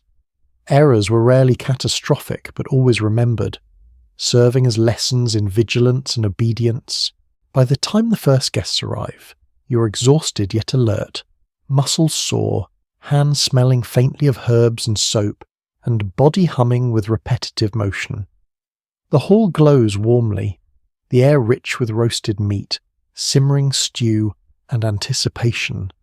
Everything seems alive and chaotic, yet every element relies on precise execution, the invisible labour of those who remain largely unseen. For a moment, as you adjust the last platter, a quiet sense of pride arises, though it is tempered immediately by the knowledge that perfection is demanded. Acknowledgement is rare, and the day's labour is far from finished. Tonight's feast will be remembered by guests, yet your contribution will dissolve into the rhythm of routine, invisible and essential. Night falls slowly across the manor as you begin the work that comes after celebration. Candles burn low, flickering shadows across polished floors and tapestries heavy with dust and perfume. You carry trays to be cleared, sweep scattered crumbs, and scrub bowls that still hold faint traces of gravy. The laughter and music from the feast linger in the air, muted now, leaving only the quiet echo of footsteps and soft scraping of brooms.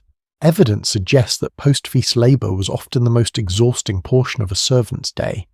While nobles rested, celebrated, or retired to private chambers, the staff remained active, completing tasks that ensured the household returned to order. These chores required both physical endurance and careful attention to detail, sometimes extending hours beyond normal working time. You move toward the hearth to lift pots of water and wash them in the scullery, the steam rising to meet your chilled skin. The smell of residual food and damp wood surrounds you, reminding you of every meal that has passed through these halls and the countless meals yet to be prepared. Hands raw from scrubbing move automatically, memorized motions guiding each step. A few sources note that post-feast cleaning sometimes involved minor tasks designed to test a servant's attentiveness. Forgotten crumbs, misaligned rushes, or a smudge on a polished surface could result in subtle correction or whispered reprimand. The work was both labour and constant demonstration of competence. You pause briefly to observe a child servant carefully carrying a bucket of leftover broth toward the kitchen garden. Their balance is wobbly, and their small arms strain under the weight, but they move steadily. Even the youngest members of the household staff learn quickly that diligence is essential, and mistakes are seldom overlooked. Interestingly, surviving household accounts occasionally describe servants who developed small rituals to make labour more bearable. A rhythmic scraping of a broom, a quietly hummed tune, or an intentional sequence of movements could provide a sense of control in otherwise relentless routines. These rituals were tiny islands of agency within a world governed by orders. You return to the main hall to sweep under the tables, the floor cool beneath your knees. Shadows shift in the firelight, creating the illusion of movement even where there is none.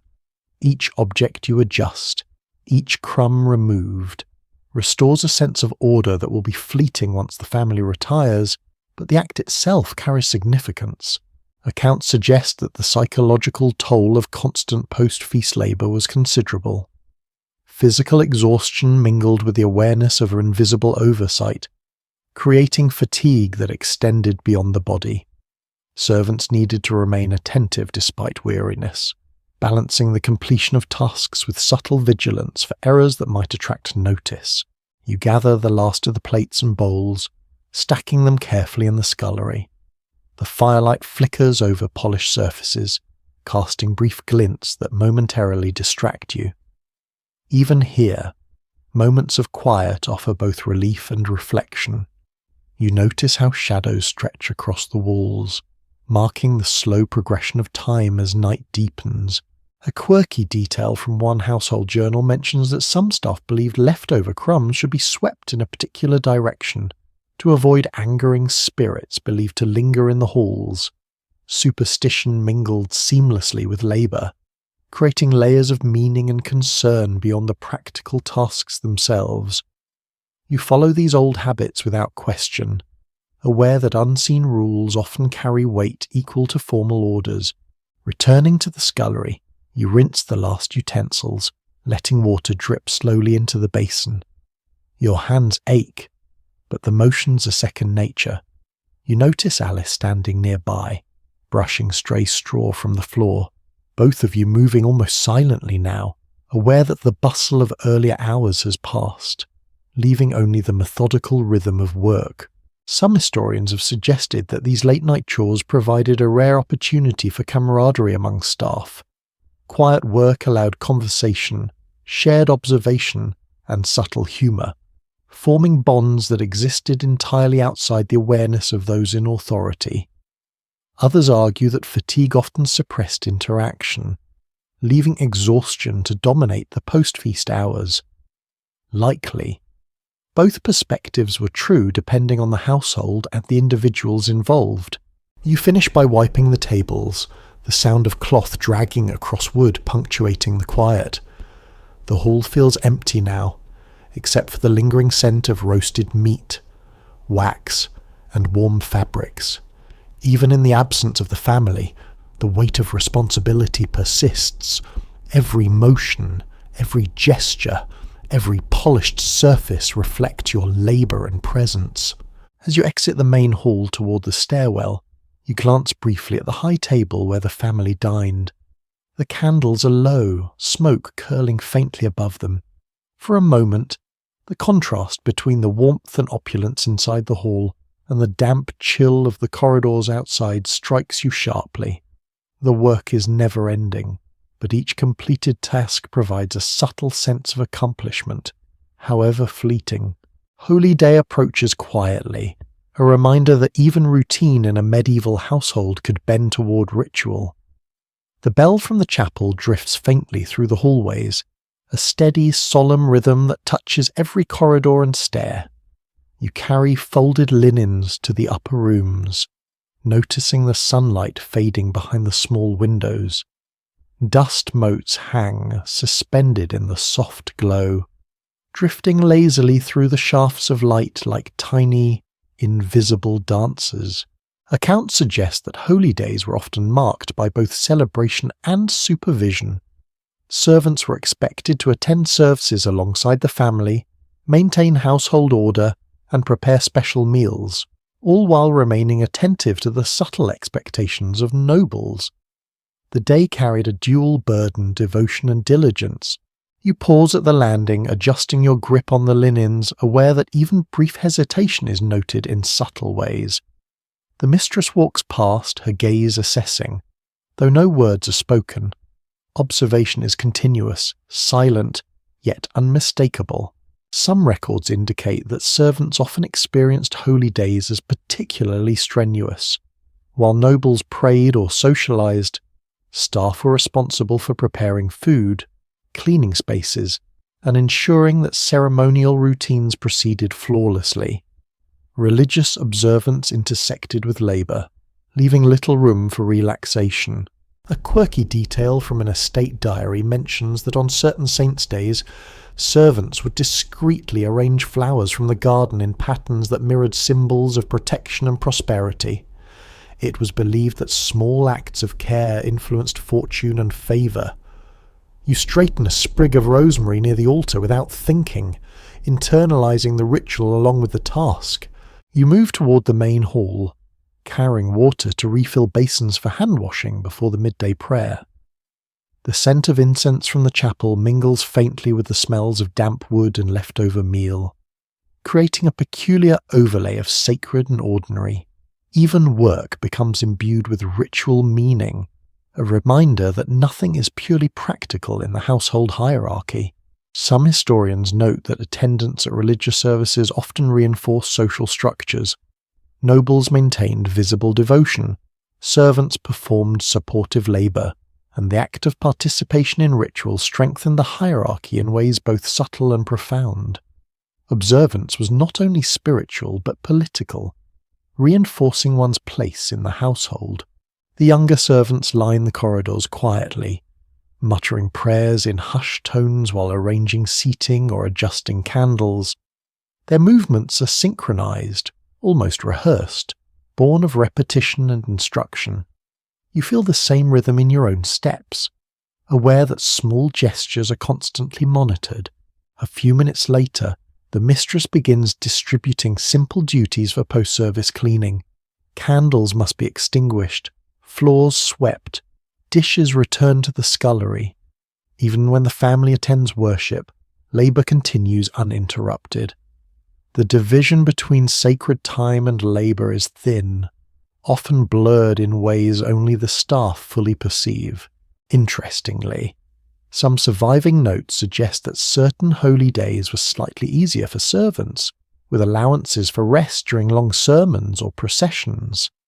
These moments were rare but memorable, small reprieves in a routine otherwise defined by obligation.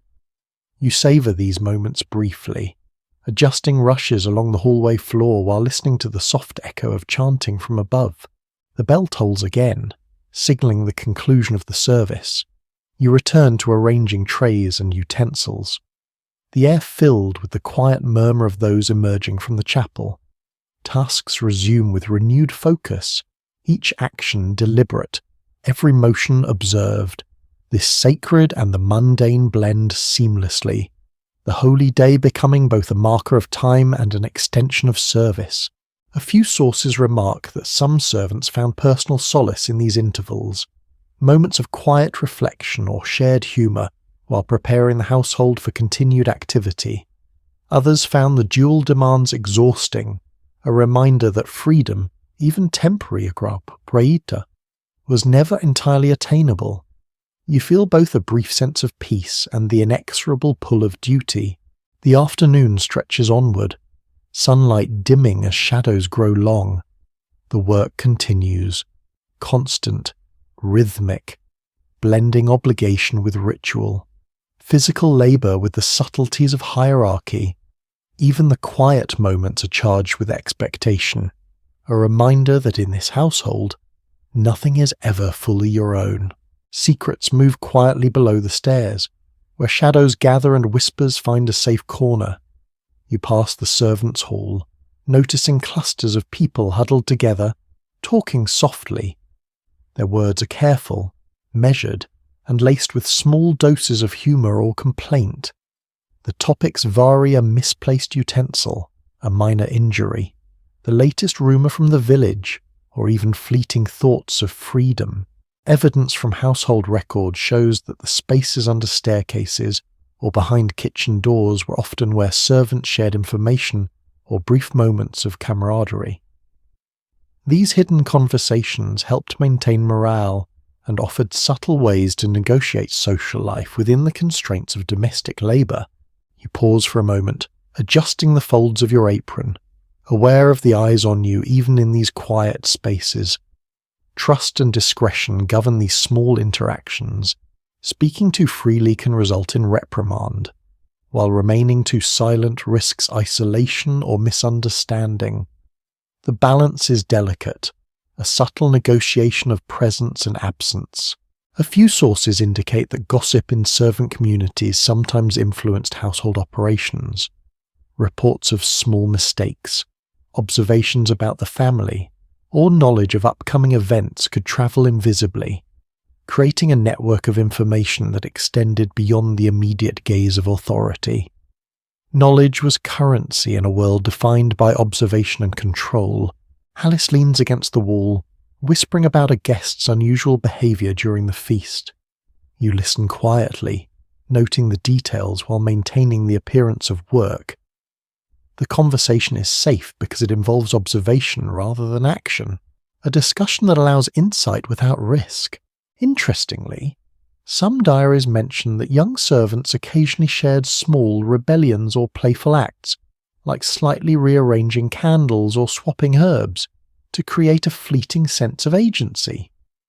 These minor gestures were rarely punished but provided a sense of individuality and private satisfaction within rigid routines. You recall one such incident, laughing silently at a memory before returning to duty. You move toward the laundry tubs with another bundle of linens.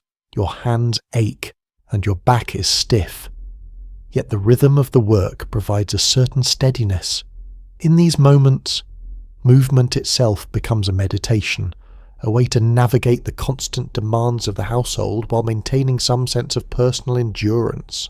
Accounts occasionally describe the emotional bonds formed in these lower corridors. Servants shared stories, comforted one another, and created subtle forms of support that were invisible to their superiors. Humour, whispered warnings, and shared observations became essential survival tools. You pause to adjust a rush mat on the floor, glancing briefly at a small mouse darting along the shadowed wall. Its presence goes largely unnoticed, yet it reminds you of the constant life and movement that exists even in spaces meant to be controlled and clean. The household is a living organism, full of observation, labour, and hidden activity. A quirky detail from one estate notes that some servants believed knocking on the underside of the staircase before starting laundry work would ward off small spirits, thought to interfere with cleanliness. Whether superstition or habit, These rituals gave the workers a sense of control over otherwise uncontrollable circumstances. You tap lightly as you pass, smiling inwardly at the memory. The afternoon grows longer, shadows stretching across stone floors. You notice the hush descending over the servants' hall, a temporary lull before the next series of instructions. Conversations fade, replaced by the rhythm of washing, folding, and organizing. Every movement is deliberate, every glance measured, and every small gesture contributes to the invisible order sustaining the household. Some historians propose that these small networks of conversation and observation provided psychological relief, an informal support system that mitigated the otherwise relentless demands of service. Others argue that the strain of constant vigilance limited meaningful connection, leaving workers tethered primarily to duty. Likely, both elements existed simultaneously, shifting with circumstances and personalities. You take a slow breath, carrying the bundle of linens back to the drying area. The quiet beneath the stairs lingers in your mind as a reminder that even in spaces of labour, moments of agency, connection, and observation quietly exist, forming a hidden layer beneath the overt demands of the household. Illness arrives quietly, creeping into the household through a chill wind or a shared cup. You notice it first in the coughs and pale faces of the younger servants. One boy leans against the wall, shivering faintly, while a girl wipes her forehead with a damp sleeve. The smell of unwashed cloth and smoke seems heavier, mingling with the faint scent of sickness in the air. You feel it prick at your own awareness, a reminder that no one in the household is immune to the fragility of their body. Evidence from estate records shows that illness among servants was a constant concern, often exacerbated by long hours, exposure to damp or poorly ventilated spaces, and heavy physical labour. Doctors were rare, remedies limited, and minor ailments could become serious if neglected. Health was inseparable from labour, and survival depended on vigilance as much as care. You adjust a bundle of laundry, mindful of the shivering boy, and move to fetch warm water. Each movement is careful, controlled, balancing both efficiency and the need to avoid worsening the condition of anyone nearby. The household continues its rhythm relentlessly, even when bodies falter. Accounts occasionally describe how servants cared for each other during bouts of sickness, sharing blankets, hot broth, or discreet observation to ensure that no one succumbed entirely. Such acts were often invisible to masters, but formed an essential support network within the staff. These gestures offered brief relief in an otherwise unforgiving environment. You carry water to the girl near the scullery, setting the basin carefully on a low table. Her eyes are tired, shadows beneath them deep, yet she nods in silent acknowledgement of the assistance. Every small act matters because survival often requires attention to the needs of others as much as your own. Interestingly, some surviving journals mention rituals for preventing illness that blended superstition with practical care. Sprigs of rosemary were hung near sleeping areas, vinegar was sprinkled on floors, and water was boiled over long hours to purify it. These practices may have had minor protective effects, yet they also reinforced the sense that labour, observation, and vigilance were inseparable from health. You bend to check a child's blanket, noticing dampness from previous spills. Careful adjustment is required to ensure warmth without disturbing the entire bedding. A slight misstep could awaken the child, causing discomfort or drawing attention from overseers. The balance between care and obedience is delicate. Sources hint that many servants developed informal strategies to survive periods of illness, such as trading small tasks, taking moments of rest while unseen, or discreetly sharing knowledge about remedies. These strategies often went undocumented but were critical for enduring the physical demands of service life. You mentally note these small lessons as you work, applying them instinctively, You notice your own pulse quicken as you scrub and fold linens, aware that the damp air and exhaustion leave you vulnerable. Every cough, every ache, every twinge of pain reminds you that a servant's body is both tool and vessel, constantly exposed to risk. Few possess the luxury of ignoring discomfort without consequence. A few manuscripts describe how some households kept basic medicinal supplies in the kitchens or storerooms for minor ailments among staff. Herbs, boiled water, and poultices were common, though efficacy varied widely. You fetch a small bundle of thyme and sage, hoping it may help the sick boy breathe easier tonight. The work continues uninterrupted, rhythm maintained despite the underlying tension of fragile health.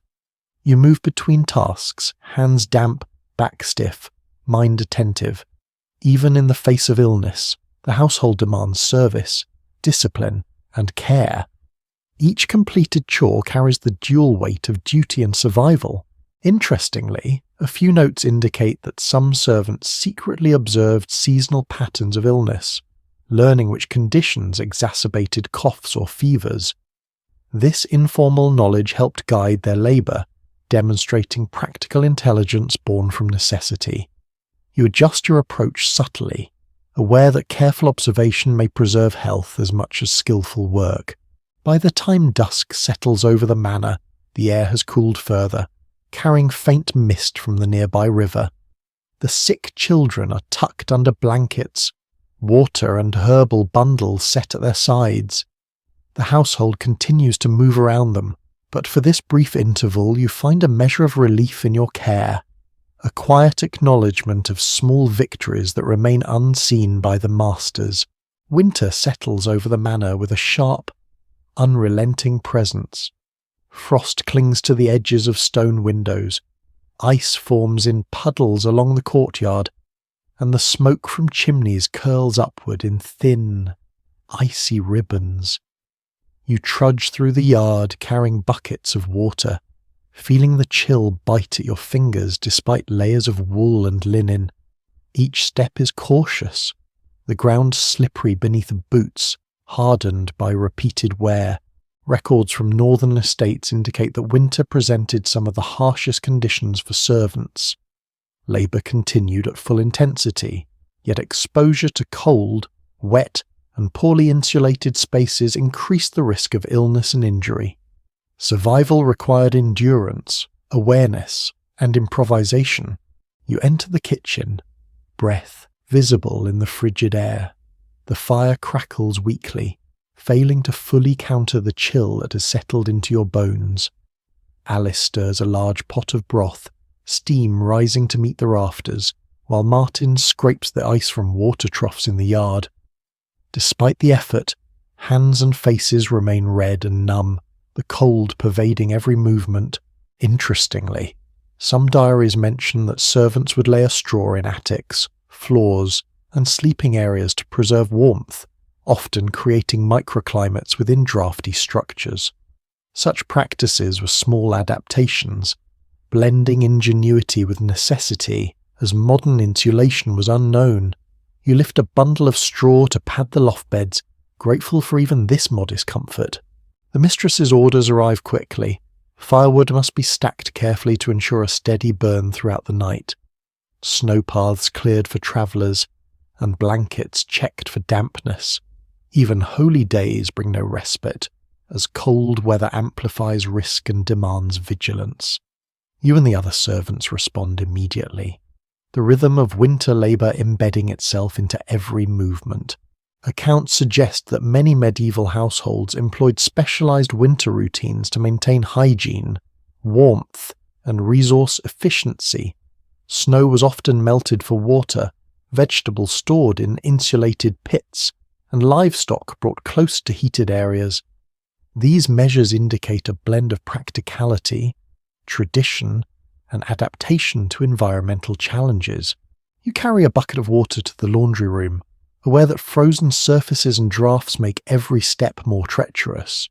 Fingers ache from contact with icy metal and wet cloth, skin cracking despite layers of protection.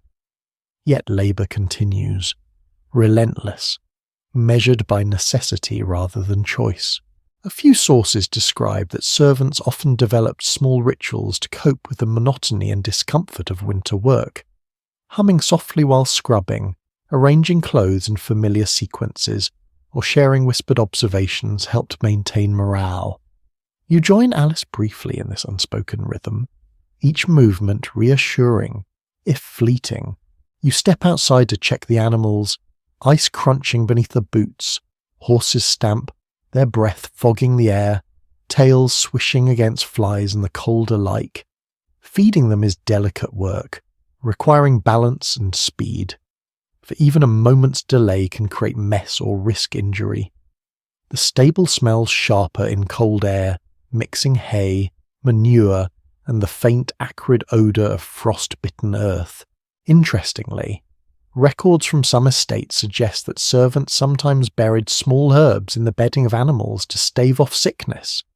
Blending superstition with practical care, you tuck a sprig of rosemary into the stall, aware that even minor interventions offer comfort or hope in longer, dark months.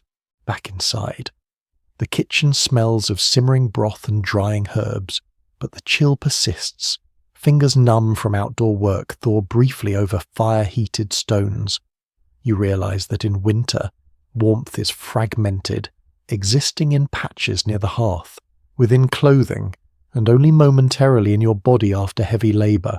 Research shows that winter conditions significantly increased both physical strain and emotional fatigue among servants. Shorter daylight hours required longer hours by candlelight. Frozen water complicated domestic routines, and cold exacerbated chronic injuries or discomfort.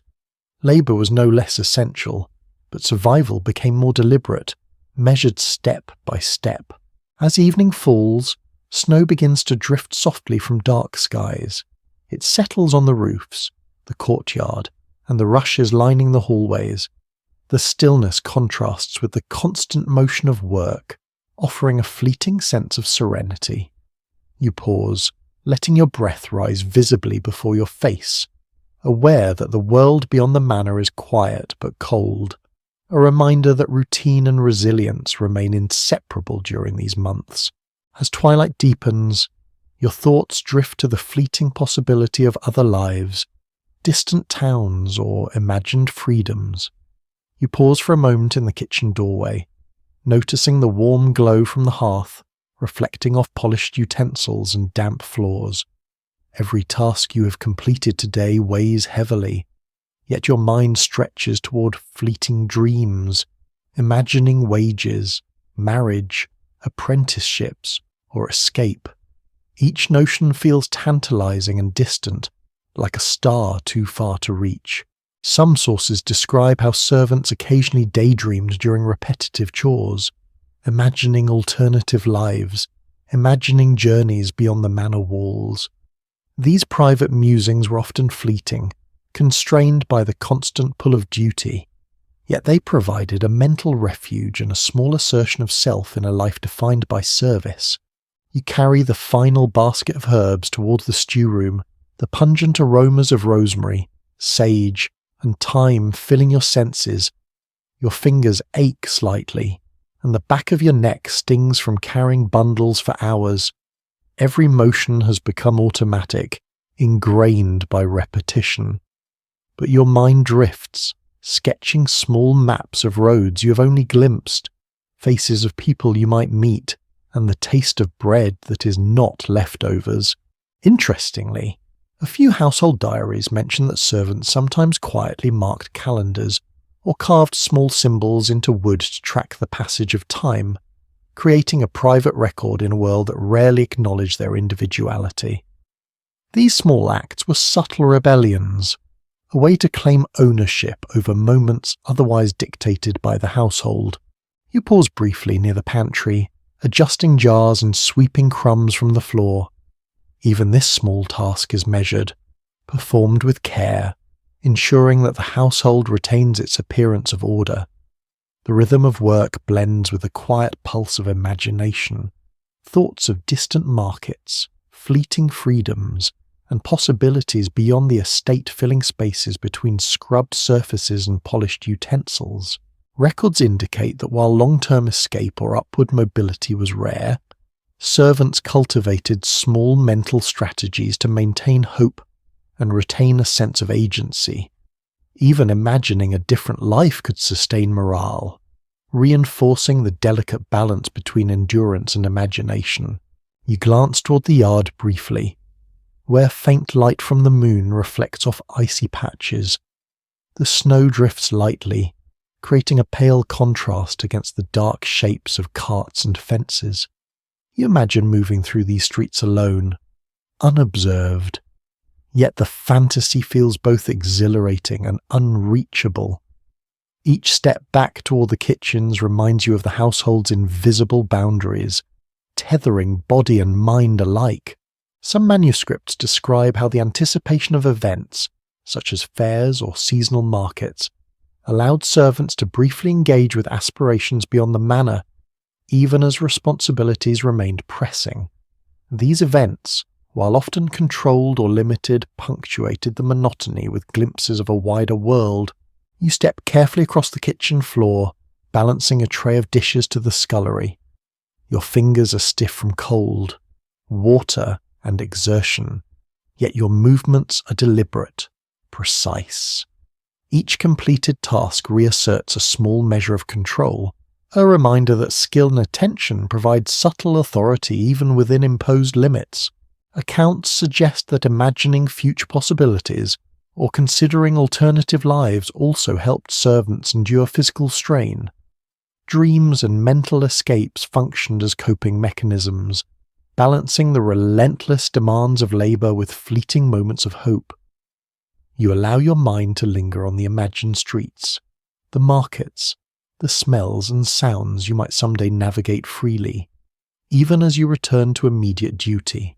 By the time you finish washing and organizing, the kitchen is quiet, only the faint hiss of embers in the hearth breaking the silence. You straighten slowly, stretching sore muscles and taking stock of the day. The weight of labor, responsibility, and observation presses still, yet your imagination has carved small private spaces, tiny refuges that belong to no one but you. Evening deepens into night, the family retires, doors close softly, and a hush settles across the halls.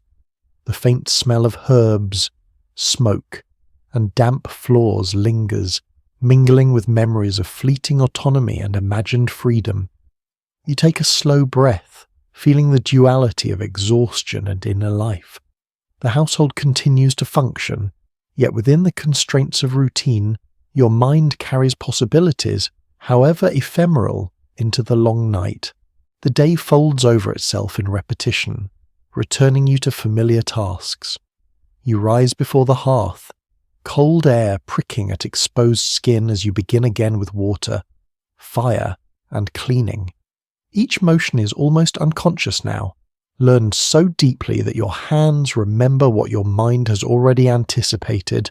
Floors, tables, and hearths are cleaned with the same careful precision. Laundry scrubbed and hung, animals fed, and provisions arranged exactly as yesterday demanded. Documentation from the period shows that repetition was central to service life. Each day mirrored the last in rhythm and expectation, creating a cycle where skill and endurance were tested continuously. The predictability was both a burden and a framework. Offering structure in a life otherwise constrained by hierarchy, you carry a basket of onions toward the kitchen, noting the same crooked ruts in the courtyard from yesterday's wagons. Children dart between your feet, chasing chickens, and laughter spilling into the cold air. Their energy is brief, chaotic, and mostly irrelevant to your assigned tasks. You adjust the basket, weaving carefully through the chaos without disturbing the fragile order. Accounts occasionally mention that repetitive labor could cultivate a sense of competence and even quiet pride among servants. Mastery of small tasks, scrubbing without error, carrying items without spill, Anticipating needs before they are spoken offered subtle authority within limits otherwise strictly imposed. You take a moment to appreciate the skill embedded in each motion. Though acknowledgement is rare, the steward appears suddenly, noting a misaligned tray and a slightly scuffed floorboard. No words are spoken, but the weight of observation settles over you instantly. Survival, you remind yourself, requires awareness even in small details. You correct the issue immediately, your hands working quickly while the mind catalogues the silent evaluation.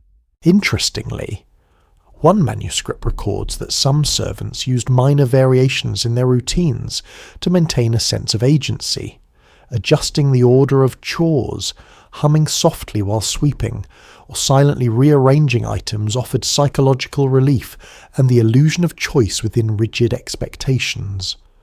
You follow similar mental patterns unconsciously, finding small ownership in the repetition.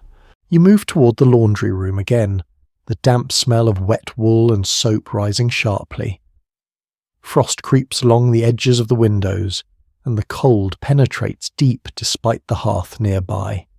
Hands ache from bending and scrubbing, yet efficiency remains paramount. Each item folded, each cloth hung, reinforces both diligence and the invisible hierarchy that shapes every action. Surviving notes indicate that repetition also served as informal training for younger servants. Tasks repeated over weeks and months honed skill, speed, and reliability. Mistakes were minimized through habit, and the unrelenting pace ensured both physical conditioning and cognitive alertness. You recognize this now as a blend of endurance and subtle education. You glance toward the kitchen as pots are lifted from the hearth, steam rising to mingle with the faint scent of herbs and smoke. The rhythm of the household is continuous heat, water, food, polish, arrange, repeat. You notice subtle differences from yesterday's slightly faster movements here. A newly polished surface there, but the overarching pattern persists. The day is familiar, predictable, and inescapable. Some evidence points to the psychological impact of this repetition. Constant routine created endurance but also enforced invisibility. A servant's work could only be acknowledged briefly, yet the labour defined the household's daily functioning. This duality mastery alongside invisibility is etched into every task you perform. You pause for a brief moment near the doorway, stretching your back and noticing the faint moonlight through the upper windows. Even in repetition, the world continues to turn outside the manor walls. Your imagination flickers again toward distant towns, untravelled roads, and meals not consumed as leftovers. Each day may repeat, but within the cycle, small mental escapes sustain a fragile sense of self. Records from multiple estates indicate that understanding and navigating repetition became a survival skill in itself. Predictability allowed anticipation of orders, planning for chores, and subtle negotiation of time and energy. The rhythm of labour was both constraint and structure, a framework within which you learned the mechanics of endurance and observation. Returning to the hall, you sweep crumbs with precise, practiced motions. Shadows stretch across the walls as candles flicker softly, echoing yesterday's evening. The day repeats, yet each repetition carries new subtle challenges, shifts in light, minor adjustments in placement, small variances in heat, and the ever-present weight of observation. You move within this rhythm, aware that mastery is invisible but essential, sustaining both the household and your own survival. Finally, night arrives in the manor, quieting corridors, extinguishing candles, and drawing the household into a fragile stillness. You move slowly through the familiar spaces, hands tired, back stiff, carrying the last water bucket toward the scullery, and closing doors gently to avoid unnecessary noise. The warmth of embers in the hearth competes with the chill of stone floors, a constant reminder of labour both done and ongoing. Evidence from estate records shows that nighttime was rarely a reprieve for servants. Even as nobles rested in heated chambers, attendants were expected to complete final chores, secure provisions, and ensure that fires were maintained for the next day. Sleep, when it came, was borrowed, temporary, and fragile. You pause briefly in the hall, listening to distant snores and faint murmurs. The household seems peaceful, yet you are hyper-aware of the invisible responsibilities that remain. Firewood must not shift. Animals must be secure, water replenished, and floors cleared. Each small detail carries significance that will be assessed tomorrow, silently or otherwise.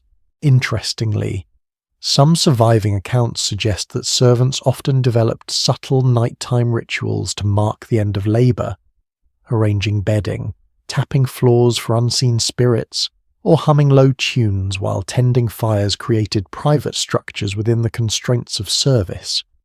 You move through these motions almost unconsciously, a nightly choreography that blends necessity with quiet comfort. You step outside briefly to check the courtyard, cold air biting at your cheeks and fingers. Moonlight reflects off frost-slick stones, creating pale reflections that stretch and bend across the walls. You imagine other lives, other roads, the taste of meals not dictated by orders. These fleeting thoughts provide solace, if only temporarily, before returning indoors to finish the evening's work. Accounts indicate that servants often experienced a complex mix of relief and anxiety at night. Tasks were complete, yet observation never fully ceased. The household slept, but responsibility lingered in shadows, in embers, in the faint noise of settling roofs. You feel this weight, carrying it carefully while performing final duties. A quirky detail from one diary notes that some staff would leave small offerings of bread or herbs in corners overnight, a gesture meant to bring protection or fortune to the household. Such acts, though minor and largely symbolic, provided a measure of personal agency in a life dictated by orders and hierarchy. You replicate this instinctively with a sprig of rosemary, placing it gently in a small basin. The animals have settled, the last dishes washed and the floors swept. Exhaustion courses through your body, yet awareness remains keen. Every shadow, every creak, every draft holds potential significance. You notice the faint shimmer of moonlight through the upper windows, the way it stretches across polished surfaces and lingering rushes. Even in rest, observation is second nature. Some sources suggest that sleep for servants was less restorative than for those above them in the household. The combination of physical fatigue, constant vigilance, and exposure to cold or damp environments limited the ability to rest fully. You climb the narrow ladder to your loft, carrying a small bundle of straw to pad your sleeping area further against the chill. Once there, you settle onto the rough bedding, feeling the accumulated aches from the day, the week, the endless cycle. Your body is exhausted, yet your mind remains alert, replaying tasks completed, anticipating the morning, and holding on to tiny fragments of thought or imagination that belong only to you. This blend of fatigue and mental persistence is familiar, almost comforting, a constant companion in a life defined by service. It is uncertain whether medieval servants ever fully disengaged from labour even in sleep. Nighttime offered brief respite, but vigilance and routine habits extended into rest, shaping dreams and consciousness alike. You feel this now as the hearth's last embers send faint warmth upward and the manor settles into deep quiet. You close your eyes, letting the faint sounds of the household drift past the occasional groan of a floorboard, the shuffle of animals in the stalls, distant wind over the roofs. Even as the body rests, the mind traces patterns of work, observation, and survival, weaving them seamlessly into the continuity of service. The day repeats itself endlessly, yet within the repetition you find small victories, fleeting moments of agency, and the quiet rhythm of life sustained through diligence, your hands aching and reddened. Rest finally at your sides. You inhale deeply, the smells of smoke, straw, and herbs mingling in the cold loft air, a reminder of the invisible labour that shapes the household and your own endurance. Even now, in borrowed space beneath the rafters, you carry the weight of the manor into dreams, a private territory of rest temporarily untethered from the demands of authority, yet always shaped by the invisible structures that define your life. Now the night has fully arrived. The manor rests in deep quiet, the fires dwindling to glowing embers and the walls holding only faint traces of the day's activity. You lie in your narrow loft above the kitchens, stretched across straw bedding, muscles sore and hands still smelling faintly of soap, herbs, and smoke. The chill of stone surrounds you, softened slightly by layered blankets, but your body remembers every motion, every task, every small gesture performed to maintain order, preserve dignity, and survive. Outside, the wind moves gently over the roofs, a soft whisper against shutters and eaves. Somewhere in the distance, an animal stirs, a dog or a cat moving cautiously through the moonlit yard. You imagine the broader world beyond the manor, roads covered in frost, lights flickering in nearby cottages, and villagers resting in homes warmed by hearth and habit. The contrast between this quiet and the constant rhythm of labour inside creates a delicate sense of relief, a fragile recognition that stillness exists even for those bound by duty. Your breath comes slowly, deep and measured, as you allow the weight of the day to settle. Tasks completed, the household quiet. You feel the faint sense of mastery that comes with repetition, awareness, and perseverance. Though recognition may never arrive, the work matters. The meals were served, the floors were swept, the animals tended, and the household functions preserved. In these small triumphs, the quiet pride of accomplishment grows imperceptibly, woven into the fabric of endurance and survival. Dreams begin to creep in along the edges of consciousness. You imagine paths through snow-dusted fields, roads leading to villages you have never visited, and moments of freedom, however fleeting. Yet even these imaginings are soft, gentle, unthreatening, floating quietly alongside the memory of labour, order, and responsibility. The world beyond remains possible, even if distant, existing for the mind even as the body rests. Gradually, your awareness softens. The chill fades into background sensation. The aches of work become gentle reminders of effort done well, and the quiet of the manor lulls you toward a rest. Sleep arrives in measured waves, unhurried, carrying both relief and the faint echo of footsteps, whispers, and hearths. Tonight, the household slumbers. Tonight, your body can do the same, resting beneath the weight of stone, straw, and responsibility, nurtured by the quiet rhythm that sustains life here. Sweet dreams.